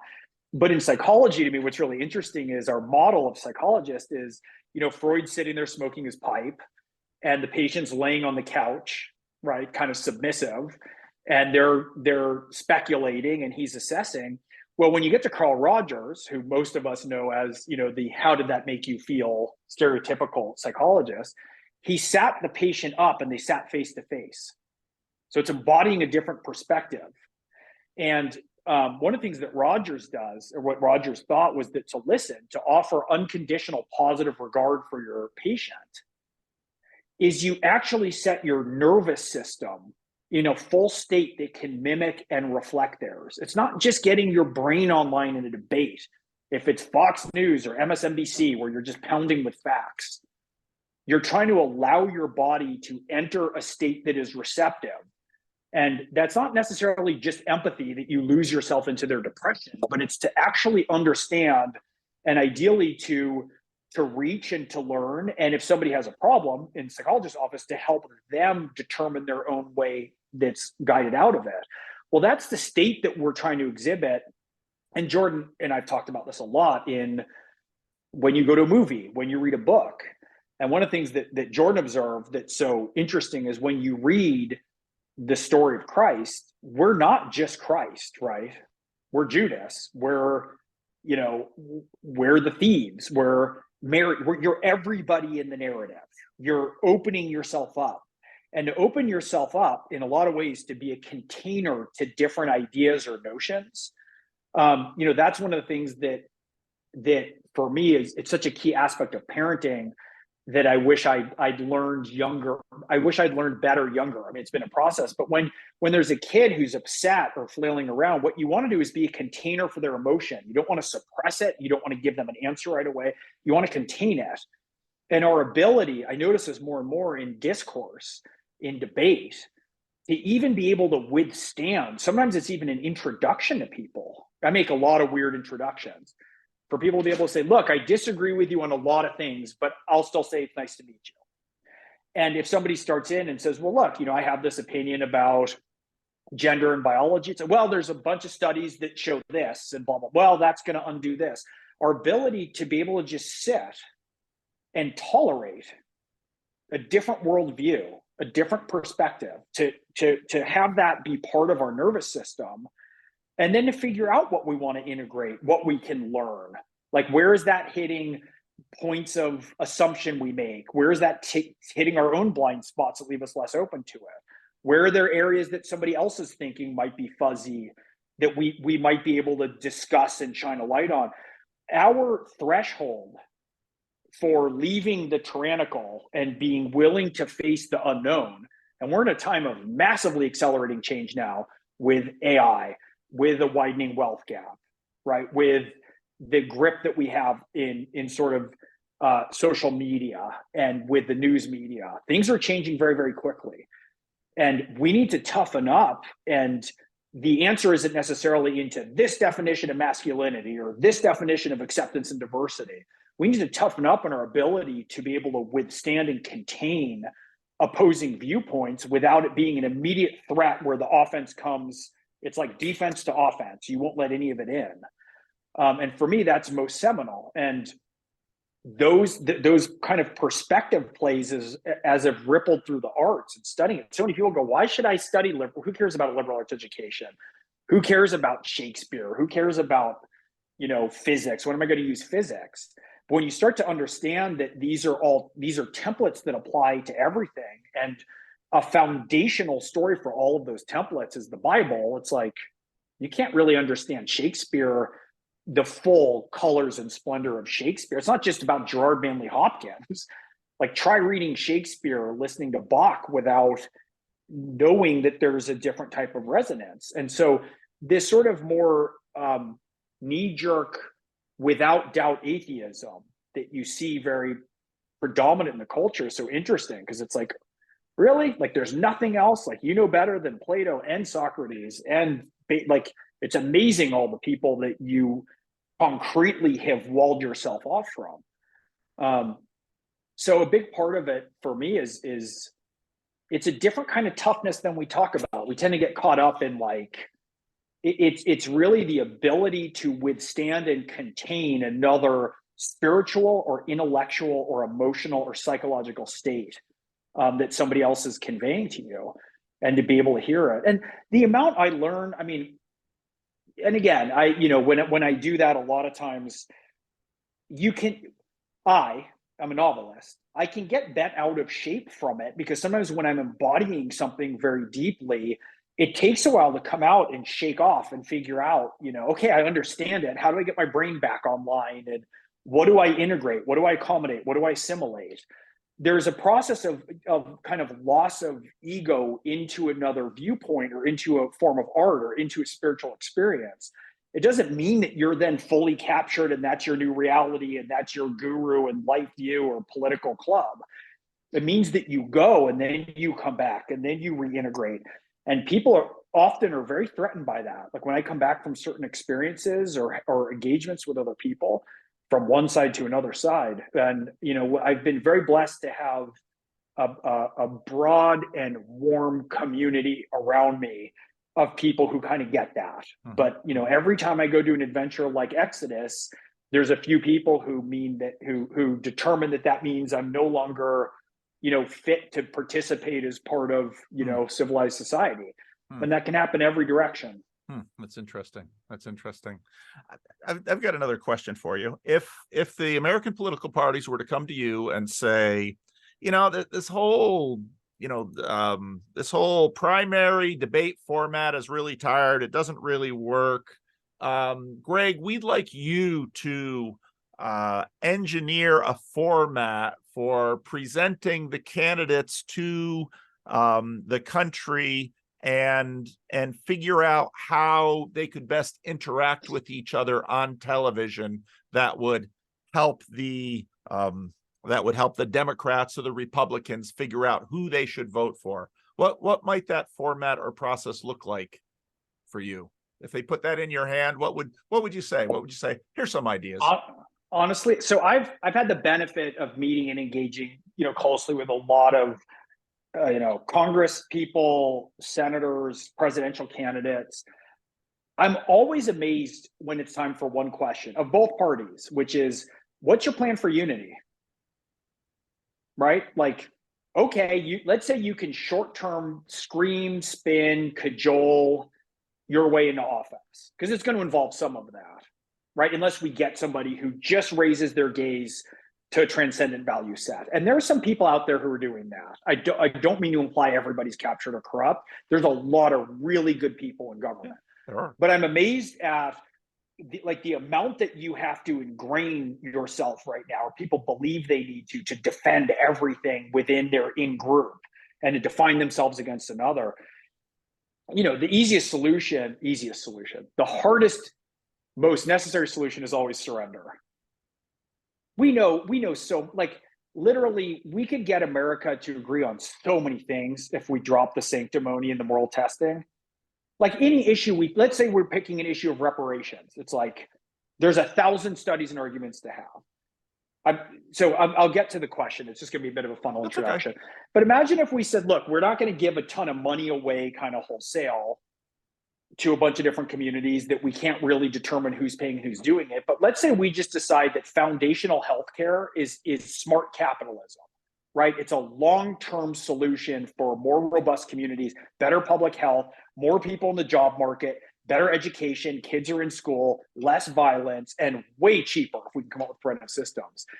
Let's identify 3 different populations, right? Like urban communities that have been left behind and devastated with infrastructure, Native American communities where healthcare is a disaster, and rural working communities that have been completely left behind. Those are 3 communities that reflect, in some ways, communities that all need help, and communities that we're also beholden to, because in a lot of ways, the working class rural communities, the urban communities with a lot of, let's say, African American communities there, Black American communities, Native American communities, and we just say, let's pick a number, $100 billion into just healthcare. You get services, testing, everything else, get healthy first, right? And then figure out your engagement. Is that a baseline thing that we could agree to? Without saying it's just this one thing and it has to be this. It's just this other thing, it has to be this. Like, why can't we just fix pockets and then make a choice and then show, here's the plan that we need. That's the conservative part. Here's how the money will be spent. Here's the impact. Here's why it's an investment. We want urban America to be doing well. We want rural America to thrive and be brought back in. We want Indian, Native American and Indian communities to sort of thrive and be integrated culturally back into the country. And so for me, and then also, what's that job creation? How much money do we put to it? Do we train the best people? The conservative part would be, how do we track it? How do we chart it? What does success look like? What's the time frame? How do we make it self-sustaining? How do we train people within those communities? What's a 10-year, 20-year plan that doesn't run on a presidential schedule? And so I would make almost competitive, collaborative conversations. So instead of being on stage and saying, Secretary Clinton, right? Here's Trump. Here's all the ways his plan's bad. Here's all the way my plan's good. It's like, well, here's a notion. How would you guys talk? How could you come up with a plan that sounds appealing to people who are voting for Trump? Donald Trump, how would you come up with a plan that sounds palatable to what's happening? Can you guys talk about it? Where could you get if you're actually working together? Yeah. On stage? Can we judge your debate performance by what you can kind of realize or arrive at? And to me, solutions abound. Like, if we start dealing with environmental or climate chaos and we talk about ocean biodiversity, there's kind of hard and fast numbers on that. Like, can we start there instead of starting with these sort of litmus tests that are defining our groups and then insane virtue signaling? And part of the fragmentation of this, I think that a lot of the debates that we have in the culture are designed to be like little annoying ratty dogs that bark at the perimeter of fertile ground where solutions and compromise and negotiation need to take place. So if there's like no notion of of any discussion you can have about different cultural groups or different needs or idiosyncratic means or gender or race or immigration or different value sets and what's this and what's the minute that we deteriorate with language. So the first thing that happens is you go after language. That's why I just went back and reread Animal Farm, right? Make language not safe, right? What do words mean? If I say some words, what's your emotional reaction to it? If I say patriarchy, if I say meritocracy, if I say gender, right? If I say hunter, how many words become immediately unsafe, right? Iceberg. Then you make certain arguments no longer capable of being discussed. Like, it's just unacceptable to discuss nuance within fill in the blank then. Can we talk about, and again, this gets back to the thing where most Americans agree on everything. We really do, but we can't, if you can't talk about immigration, if you can't talk about, different lifestyle choices and what's appropriate in private and what's appropriate in public and what do we want taught in schools, if we just make that impossible. So the first thing is you capture words. The second thing is you capture topics of acceptable conversation. And anyone who wants to raise their hand to say, wait, I have a different view about security at the border. You can't discuss anything. Hey, I have a different view about, healthcare and transgenderism, one side or another. You're immediately done. No conversation. And the third thing is then we capture sources of information and data. So where are sources of information and data? Online, captured. Cable news, captured. President of the United States, captured. Celebrities, captured. Experts, captured. Where do we have any sources of information we can agree on? And so we've scattered these pieces. Words aren't safe. Words have been politicized. Whole sets of arguments are taken off limits. And our sources of information have now been scattered. And to me, the biggest point of true leadership is somebody who is willing to point out, not just that the emperor has no clothes, but there's confusing and difficult conversations that we need to start to have. And so if any one leader, the leaders are desperate, I saw Republicans are desperate to, exaggerate, vilify, and extort the issue of transgenderism, right? That's a hot ticket. It's a hot button to be said. Liberals, on the other hand, seem to have zero thought or parameters or notion of any reality that this is affecting anything more than a tiny cross-section of people. And to me, a leader from left or right is to say, look, everyone's aware that anybody in America who wants to make personal choices should be accorded dignity and privacy and the same rights as every other American, right? We're also clear that this discussion is having a lot of problems in terms of how it's affecting the language in schooling, and in certain regards is getting out of hand and causing a great deal of confusion. That's a really hard conversation to have. But I'm willing to have it. I'm willing to be an actual leader and show how we can sort of have and negotiate that conversation. Also, pick anything, COVID response. I mean, in some ways, I feel like President Trump's initial reaction was so incompetent and careless to say it's going to disappear, it's going to be no problem, that much of everyone who was a step to the left of him snapped into a completely rigid opposing opinion. And then this is what we're faced with. We're faced with two different, and imagine if we could have said, look, we want to get this right. There's a big threat. We don't know what it is early days, right? As the information comes out, the threat to kids, like, we need to be able to talk about that sanely, right? If we're going to believe science, what science? Child psychology, evolutionary biology, supply chain economics? What are all the sciences we're discussing? Long-term diabetes and health?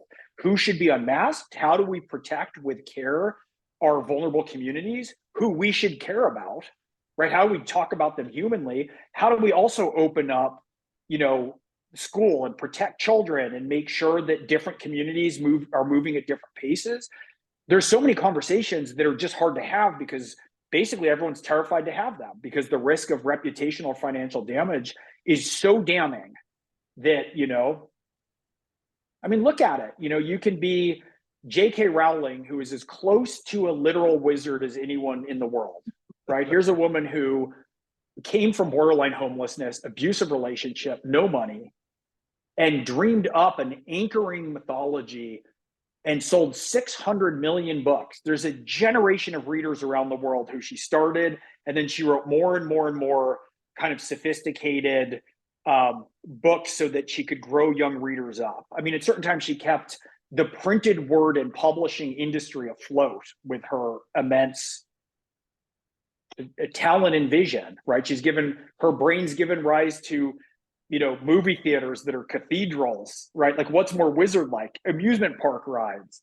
And here's a woman who writes about, courage and deep understanding of morality, acceptance of different people, feminine strength embodied in female characters, male strength embodied in male characters, respect for all of that, she's had a ton of money into protection, tons of charitable money for women and children, gay rights, and who has literally said on record, if somebody is discriminated against for being transgender, I will literally march with transgender people to protect those rights. And then just beneath that threshold, for her personally, where her line is there are biological differences between men and women. We need to have a much more robust discussion about what identifying people, how that works in the prison system, let's say, right? Or in certain other circumstances. If the totality of who this person is and what they've done in the culture, if that little piece, right? So someone who literally will march with trans people to protect their rights, but this piece means no longer suited to participate in a broad swath of the culture. Careful how many spoilers you put on a list. Like, really? That, if she's the enemy, like, what kind of perch are we standing on then, right? And likewise for Jordan. I don't like a lot, Jordan tweets, I've been very public with it. He and I have had arguments about, transgenderism. I make fun of him. We have discussions in private and in public. Jordan tweeting at times in a tone that doesn't make a lot of sense to me and oversimplifying stuff or getting angry or not giving stuff enough thought doesn't really differentiate him from most anybody else who's on Twitter. Does he have a bigger responsibility? Sure. Well, what's he doing with that responsibility everywhere else? He has hundreds, if not thousands of hours, of recorded lectures and tapes and books and engagement and therapy and working on all sorts of different projects, right? But it's like, oh, this one piece is here. You're no longer someone we can deal with. And our elimination of people, and it works the other way. It certainly works the other way. In terms of whose liberal bona fides are forget it. When I talk to Jordan, I get some influx of, globalist Jew, socialist cuck. Like, there's incoming you're going to get all the time. Right. That's the internet. That's out the there. Internet. Yeah. That's the internet. But the point is like, gosh, if you think about all the things we agree on, think about all the things that everyone agrees about with the J.K. Rowling thing, all the way down to everything. And so I think what a lot of it is our political leaders, and in fact, a lot of our leaders, there's just been an abdication of people being able to concede. It's like, we know what Americans think. And increasingly, we did a bunch of polling. We know right where Americans are comfortable with, to give you another example, on abortion.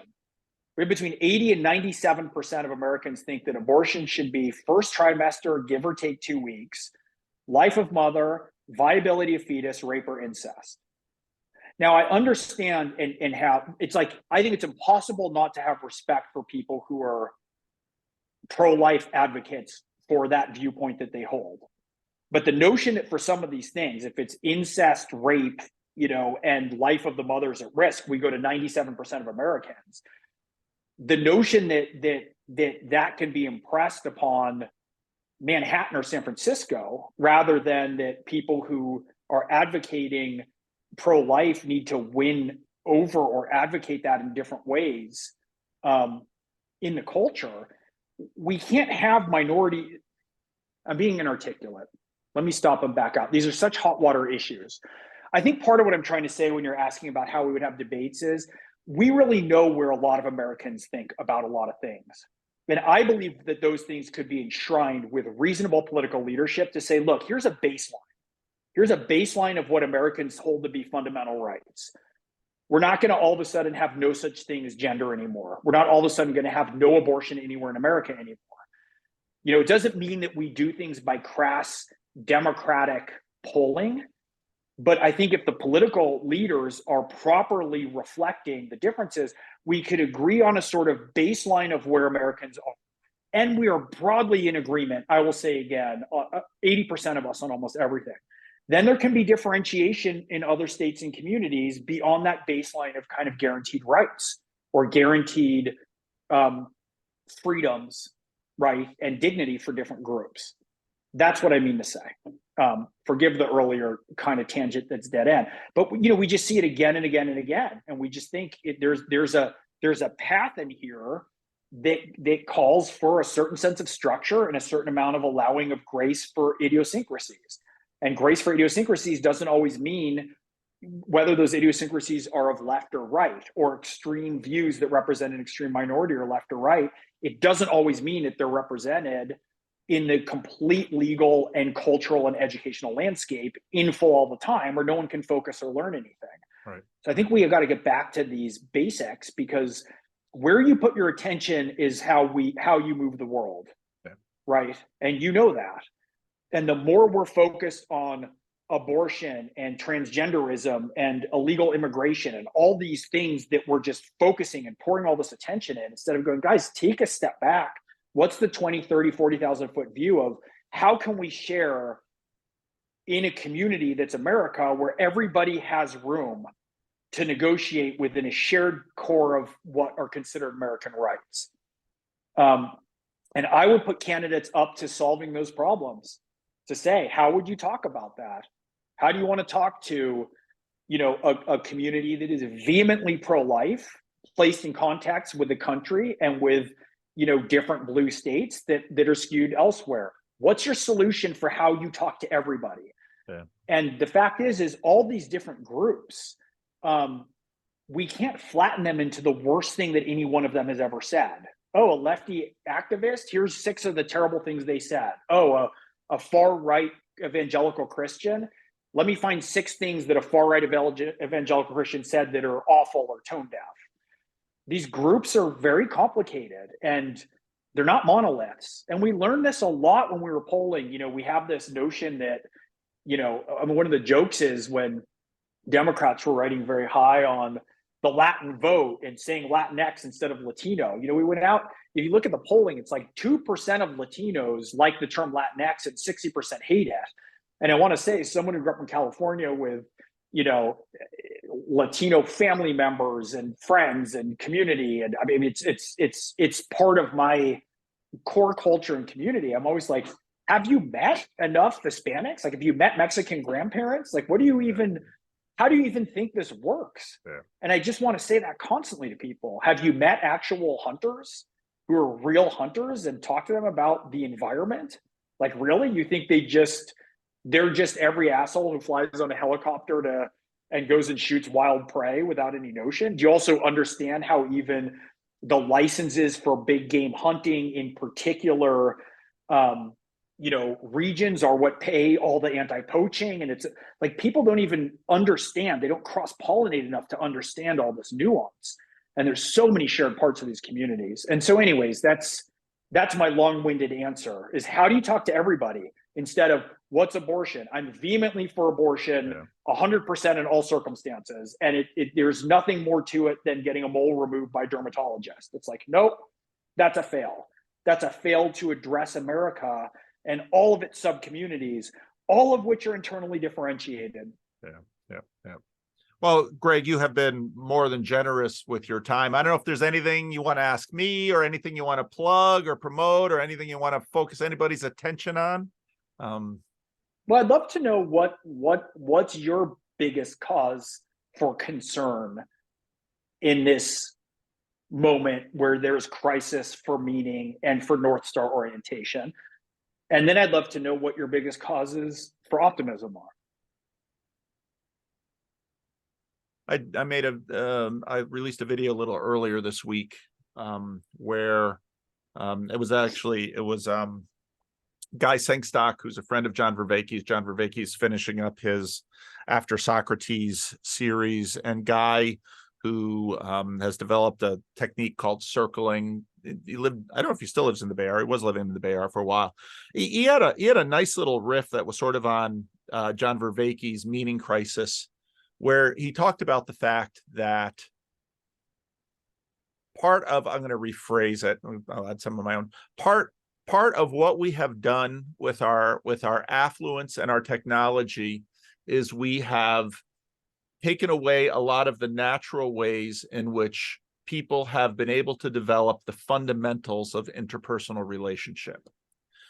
Part of the thing that Guy pointed to was that survey after survey says people are lonelier than ever. And we know that a big part of this loneliness is, isolation. And we also know that the screens that we are paying a lot of attention to are actually not helping, but hurting. In my opinion, it's sort of like drinking seawater, drinking salt water. Okay, you're getting some water in, but long-term, you're actually diminishing, you're actually doing yourself damage. And the difficulty is we're stuffing ourselves with emptiness. Right. And what part of the reality of human relationship is that people are complicated, people hurt one another. And I mean, I've really appreciated how Jordan has framed this in terms of, we don't really need to make safe spaces, because in some ways, some of that safetyism can be like drinking salt water. And what you need to do is really help make people braver. And part of the way, I was impressed, and not at all surprised actually, by some of your early biography. Your parents, kept you, didn't have a television, didn't let you watch television. Mm-hmm. My wife and I, we homeschooled 5 kids. We very much limited screens for them. My wife is a Waldorf teacher. During the pandemic, we were, her admonition to her parents were, don't put those kids on Zoom. you're staying home from work now, limit as much of your work as you can right now, and just take these couple of years to spend more time with your kids. Fill their house with fill your house with books, enriching toys, some of these things. Spend time with them, let your kids play. And the truth is, after the pandemic, your kids will probably be fine, if in some ways maybe not, maybe even better than if they had taken all of that time for schools. And in many ways, what we have done in our culture is reduced people's capacity to do the hard work of listening to one another, of listening to opinions they disagree with without necessarily getting triggered. Hear something they disagree with, or see people they disagree with, and then figure out how to have an engaging, productive conversation with that person. You probably won't change their mind, that. And again, as a pastor, part of the thing that pastors learn very quickly is, when it comes to people and communities, you're playing the long game. They're going to, in a democracy, everybody gets to have their religious opinions. Everybody gets to have their political opinions. You just basically say, okay, you get to have your opinions. That's fine. And to whatever degree we can, let's begin to commune with one another and begin to build productive relationships with one another. So my story is more that my father grew up in the Midwest. His father was a minister, and then he took a job to turn an inner city congregation, mostly made up of African Americans in Peterson, New Jersey, who were sort of coalescing around it wasn't really a soup kitchen, but it was a ministry from the local Dutch Calvinist churches that were trying to help poor people, basically. And his job was to try to help that community stop becoming sort of the tail end of a well-meaning pipe of, we're going to help you with these things, but help turn that group of people into a community, into a church, where churches, not unlike families, are small face-to-face relationships where people can, people have all sorts of need, but a fundamental need is learning to listen to each other and love each other. John Vervaeke has a terrific little terrific little quip in his first video where he talked about agapic love. Agape is one of these three Greek words, and agapic love is self-giving. And every mother begins with this tiny infant, every mother and father begins with this tiny infant, and it's actually through this self-donating love, there are many things to pay attention to, but I'm going to pay attention to my child. Not too much attention to my child. My child needs to also have some freedom, but figure out the right bounds. And so much of what we have been doing is disabling people by taking away both the positive attention, but also sometimes some of the negative friction that, in the right amount, helps them to grow and become strong and capable. And once they have that strength and capacity, then be able to show this agapic love to others. The thing that I often tell people about Jesus is that, basically Jesus' rule is love your neighbor as yourself, and your neighbors go all the way up to and include your enemies. And the tremendous difficulty is to learn exactly how to love your enemies. And love isn't simply unconditional positive regard. That is a tool that we use at times with one another. But any successful and wise parent who raises a child knows that all relationships of love both have yes and no. And even though we don't like hearing no, and I remember I have 5 children, and I can remember with each child, and as I'd had 1 or 2 for the next subsequent, I always waited for when they were about 2, that moment in time when they first learn what no means, because they look up at you as this little godlike creature who has been nothing but benevolent to them, that they think, is just simply going to lavish on them everything they desire. And then there's the betrayal that no. And of course, they go around trying no themselves to learn how no works. But, and so for me, and their safety comes in knowing they will hit boundaries, because he Yes. wants to be two and in charge of the world. That's right. I thought of, a couple things that you were talking about. One of them is, my biggest quotations that I use, or I think of, or I hold close in some of my political or cultural engagement, are two quotations from Desmond Tutu that I think of like bookends. The first thing he said is, if you want peace, you don't talk to your friends, you talk to your enemies. And then another thing, consider the other bookend, is he said, an enemy's a friend waiting to be made. I think it's such a powerful way to look at that progression. There's two other thoughts that I had in your discussion, which is just very thought provoking. So I jotted down a couple notes. And one of them is when you're talking about how screens are doing a breakdown, right, of the social. The other thing that I don't think we fully have our heads around is how much they're actually taking us off our evolutionary design. So to give an example, when we talk, my wife was a professor of psychology, and she had students who would leave the classroom, couples, and they could only argue over text. Like, they didn't literally know how to do it. But when we talk, our tongues are wired to our brain in a particular way that makes our system function. It gives affect. We have facial expressions. We have nonverbal cues. As I often have to be reminded, words aren't everything, right? There's so much more information to be determined.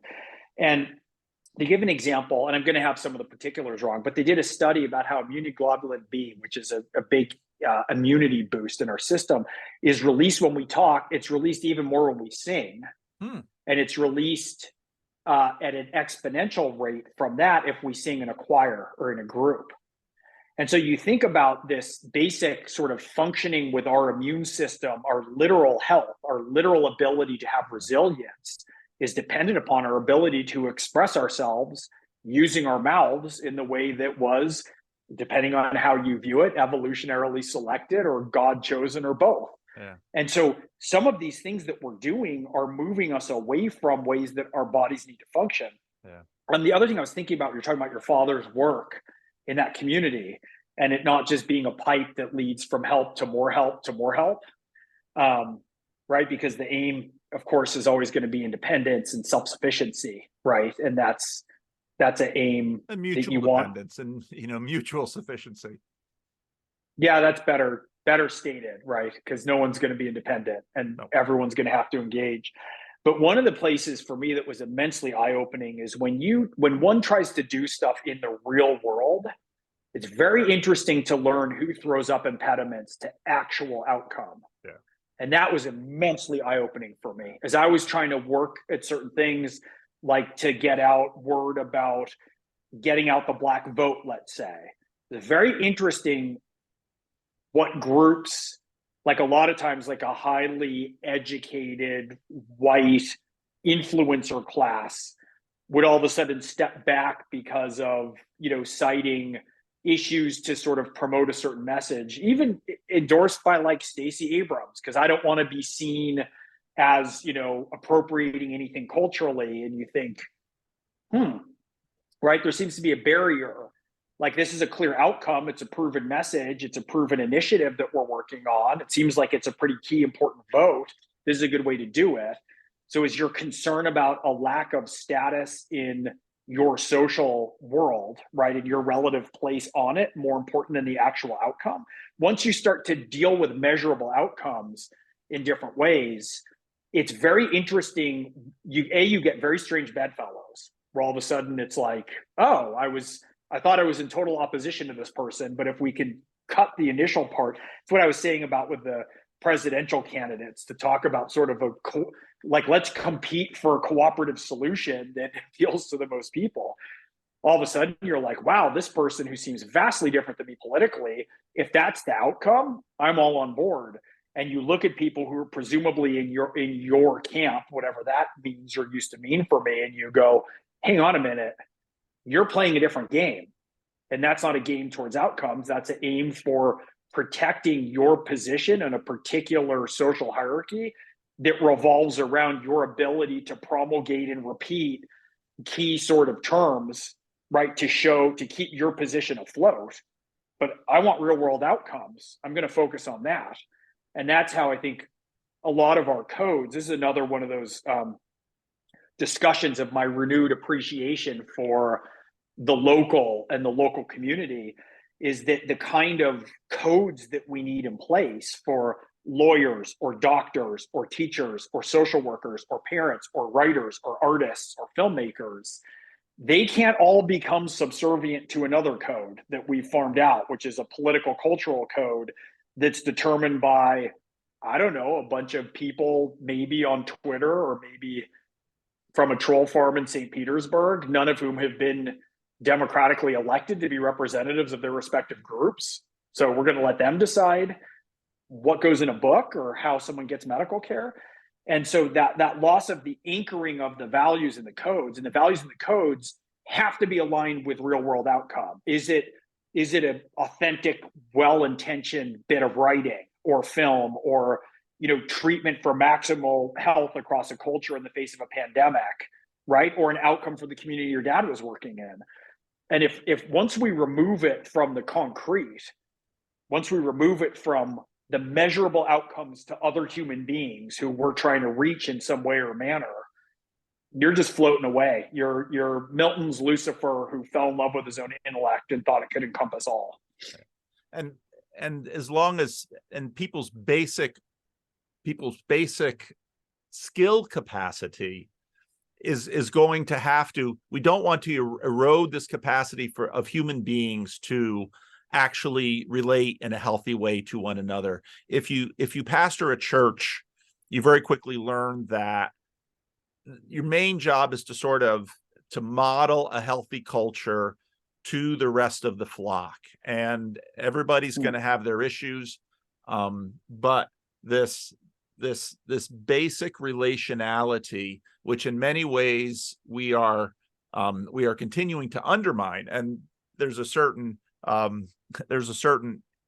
interesting democratization of this, because it's actually it's one of the interesting things about immigration. Many people actually look to immigrants because the supposedly least developed nations of the world sometimes have bestowed upon at least those who have been able to get over here as immigrants, a real capacity to do this basic human connecting and relating. And so so you listen to immigrants talk and they're like, yeah, I don't know if I'd hire an American. Well, it's so funny. It's like immigration. And this is the thing about, immigrants are like a wellspring of conservative values. Yeah. They tend to come with church. What do they want? They want hard work. Their kids are working hard. Like, if you want a solution for your snowflakey affluenza kid, like, have them room with a first generation immigrant in college. That's right. Right. They tend to come with faith. They tend to want real world outcomes. They tend to not want the chaos of their country they came from coming to America. They not everybody who's brown or black is a giant advocate of open borders. It's like there's led with gratitude, hard work, competence. Man, often become very loyal to America. Some of the people that I know that are most patriotic are first and second generation immigrants. They love this country because they've experienced it, and they say this is exactly what we want. Now, they've certainly got their critiques, but and I think as a minister, churches, if they're done well, are places where churches in some ways have become these churches are often imagined to be sort of massive ideological delivery systems, but churches don't really work that way. And we have far more massive ideological delivery systems in the nation now that make churches look like, pretty small potatoes. Ideally, what churches are, of course, you've got a family, but then a church is sort of this, for many people, sort of a replacement kinship network and community.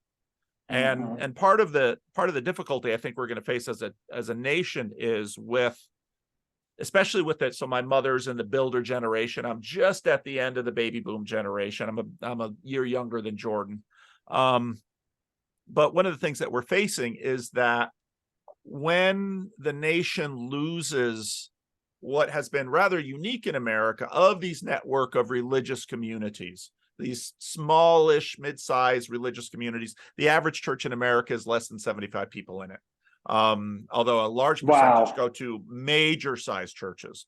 But even if you're going to a church with 1,000 or 2,000 people, most of those churches scale down into small groups. And so fundamental to church is giving people basically gyms to practice this fundamental relationality.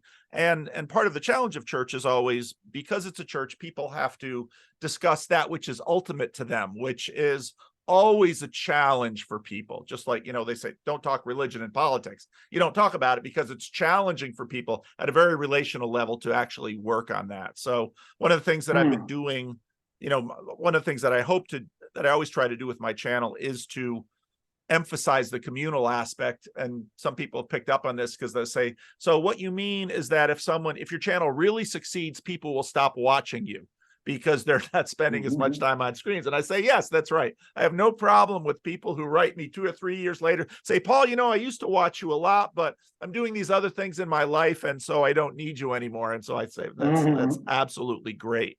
But Jonathan, go ahead. Oh, I'm sorry.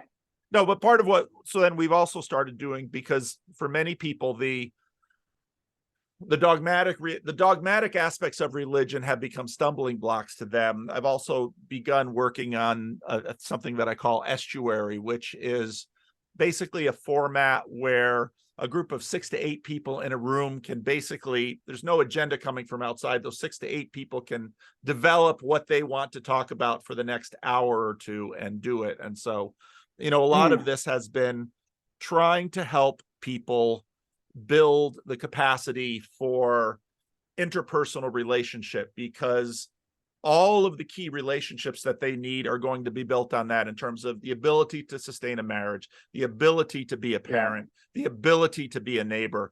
Those really are the very tiny building blocks upon which a far healthier society can be managed. Because if you can't manage a neighbor, you're really going to have difficulty managing a political adversary.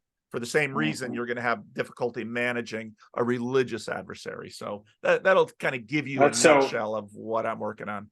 It's really smart. I mean, it's I was thinking, I had a really great conversation with Pajot about this, and he's so articulate. And one of the things I like, I'm real fond of Jonathan. And one of the things I like about him is he's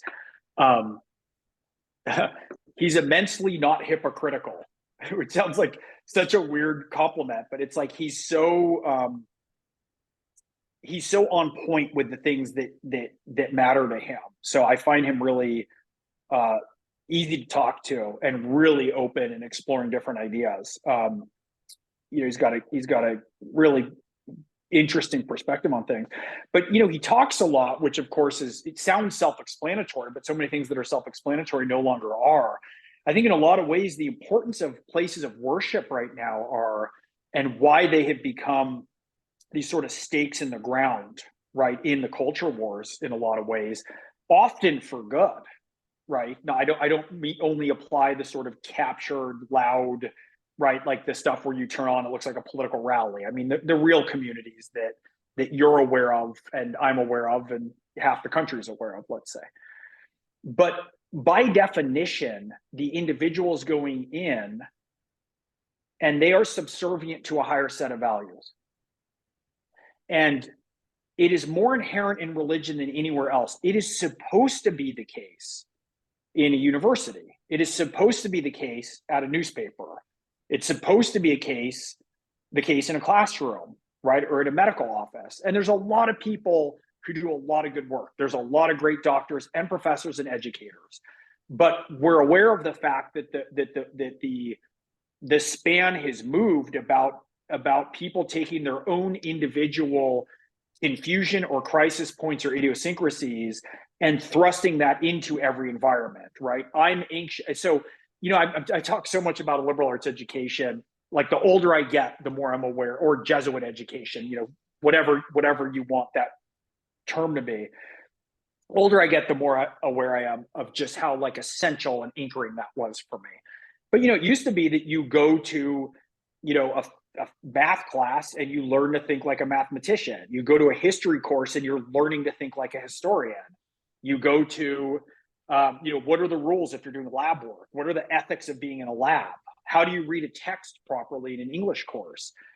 What are the tools and the ethic and the demands and the responsibilities of these different fields of inquiry, right? Just the same as if you're apprenticing in carpentry or in steel.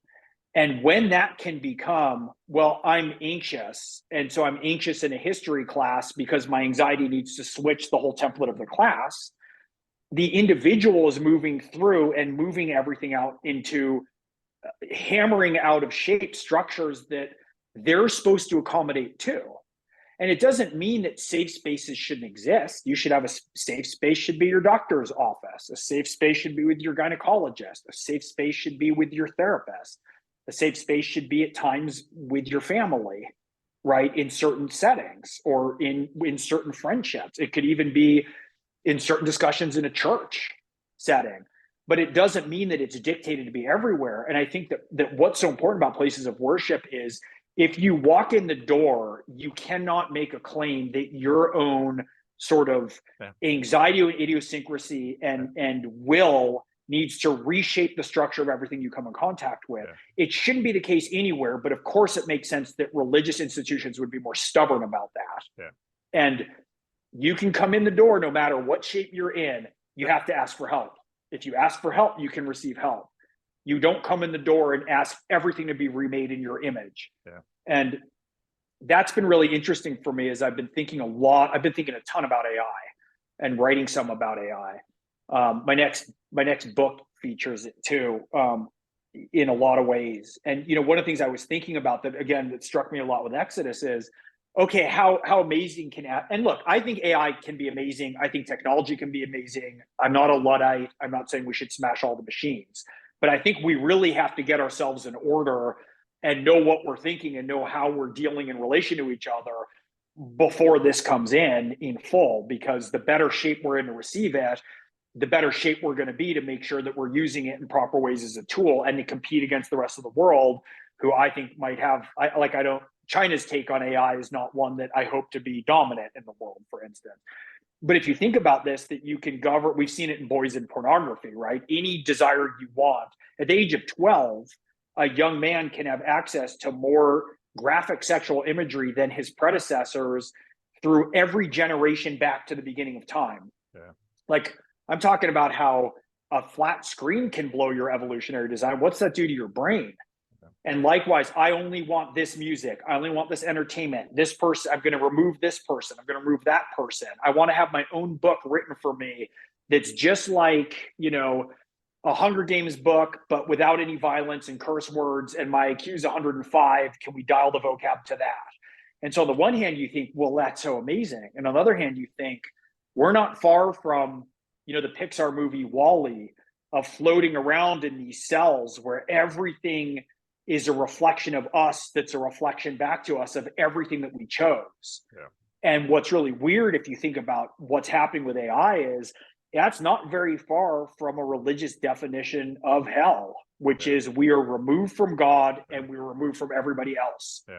And it's just very interesting to me the ways in which I think the secular world and the symbolic world have become quite disconnected. And part of what I see is what I hope to do, or what I hope to help contribute to do, is to try to reconnect the tendrils between the two. But a lot of these concerns, if you look at technologically versus symbolically, I think that process accelerated massively under Trump's presidency, because in a lot of ways, if you look at Donald Trump from a pure secular analytic perspective, it doesn't make a lot of sense, even to a lot of people who voted for him. But if you take a step back and view, again, the 40,000 foot view, a symbolic view, he was this terrible instrument of truth for the American people. In some ways, by embodying corruption so boldly that he forced us to have to look at it. In other ways, by smashing a ton of norms, right? And by proving that a lot of the foundations to some of our institutions, there was a lot of rot there, and he wasn't afraid to call it out. And someone who comes along who's going to stand up to all that and call it out is not by definition going to be, meek and emanating agape love. I mean, so it's just really interesting the ways to look at it. Because if you do sort of a breakdown about, we just don't tend to understand things in that way. And, you know, I'm saying this as somebody who devoted a good portion of my time and energy to trying to get properly moral, as best as I could determine, aligned with what I knew at the time, forces to balance, to check and balance against him because of my concern with it. But, you know, there's this symbolic view of how we're heading to hell. And you start to look at AI and you go, wow, we're, if we can't figure out how to align and to occupy the same story and to have, you know, shared experiences within different communities and have those communities work and function and negotiate with each other, like, we're on the verge of a lot of trouble. Yeah. Had you read C.S. Lewis's The Great Divorce? I need to read a lot of C.S. Lewis. It's a big gaping hole. I have Because dipped what a you just toe. described as hell is basically Lewis's description of hell, which begins in purgatory-ish, but hell, which begins in The Great Divorce, where you can have, it's a world in which you can have everything you want, but it's this large gray city that these bigger and beautiful houses just keep building further and further out, because getting everything you want means not encountering others who might want something even a little bit different from yourself. And so the people just keep spreading out from each other endlessly. Then you die. Yeah. Then you die with the meat of your last feast stuck in your teeth. Right. Yeah, I mean, it's like, and also, I mean, the other thing is we don't know what we want. No. Like, what a stupid proposition. Like, you want to give me everything I want right now? I mean, what about thank God for unanswered prayers? And what about all the ways that our life takes on turns where we think they're tragic or devastating or heartbreaking, that we look back on and go, thank God that happened, or thank God for the awareness brought to me by, you know, my suffering through an engagement with this antagonistic person or this brush with a terrible bureaucracy. Like, how much more did I learn? How much more did it expose my weaknesses? Even if I feel like I didn't deserve it and I was 80% in the right, like, thank God I figured out the 20% I had to learn and grow up about. I mean, so that's also such a weird notion that we have any idea that we know what we want. Yeah, that's very true. That's very true. I don't want to take any more of your time. I told you 2 hours, and I've never been courageous enough to do a full Joe Rogan, but Gregg, I sure am glad that you gave me your time, and it was a delight hearing your story and getting to know you a little bit. And again, I really appreciated your voice in the Exodus seminar. I thought the video that you and Jordan and Jonathan did about the mean tweets, I thought that was an exceedingly interesting video, and I was really pleased to see YouTube be used to just see to model some friends talking about something in a, you know, not in an adversarial relationship, but in a loving relationship where they can speak to each other with difficulty. So that's just thank an you. important thing. I'll tell you a quick secret about that, just between us, since it's just us talking right now, but it's pretty funny. So I go on this with Jordan, right? And it was, let's just say it was sort of high stakes and not an easy conversation to go on and do like dream analysis and talk about trends, right? And all this other stuff with Jordan on the Daily Wire. I mean, it was really funny. But so I'm on there, like, you know, and he asked me, play devil's advocate and come at me pretty hard. And so I did, right? I went after it. I'm talking about his tone and all this other stuff. Well, long story short, and we kind of said, look, we'll get it back and we can kind of look at it. I got the initial tape back of it, and I was like, oh my God, there's these portions in it where I'm so abrasive, or he like ceded a point graciously, and I keep like going after him, because it was like I was all revved up, right? And one of the things he says is like, look, when you're getting your backup to go to, you know, to go against what half the culture thinks, you know, it takes a lot and you can overcorrect. And I thought it was really funny and kind of humbling to do this thing where I'm like devil's advocating Jordan for like his imprecise use of tone or his overly bellicose nature, right? And then I went back and watched it. I was like, we got to edit me down, right? Like, my tone's way too on point. Like, I should have used less, minimal possible force. I mean, it's easy to underestimate how difficult it is to try to walk a line in a roaring, angry, high stakes culture. Yeah. So it was an interesting experience, and it was a great conversation. And he certainly, it was fun, it was funny, it was very affable, and he showed a lot of grace in it too. And so it was just kind of funny for me to have to watch and take note of my own lesson of what I was trying to bestow. Well, I thought I was really glad. I was really glad that you did it. And I hope you I hope you continue to have to do those kinds of things, because again, I think the modeling of it, the modeling of what friendship looks like, Yeah. and how friends relate to each other across, Jordan on Twitter continues to get himself into hot water, which is just which is, and one of the things is it's Twitter, but That's anyway. right. So That's right. I appreciate your time, and yes, so thank you very much. Thank you. Pleasure. I'm just going to end the recording here.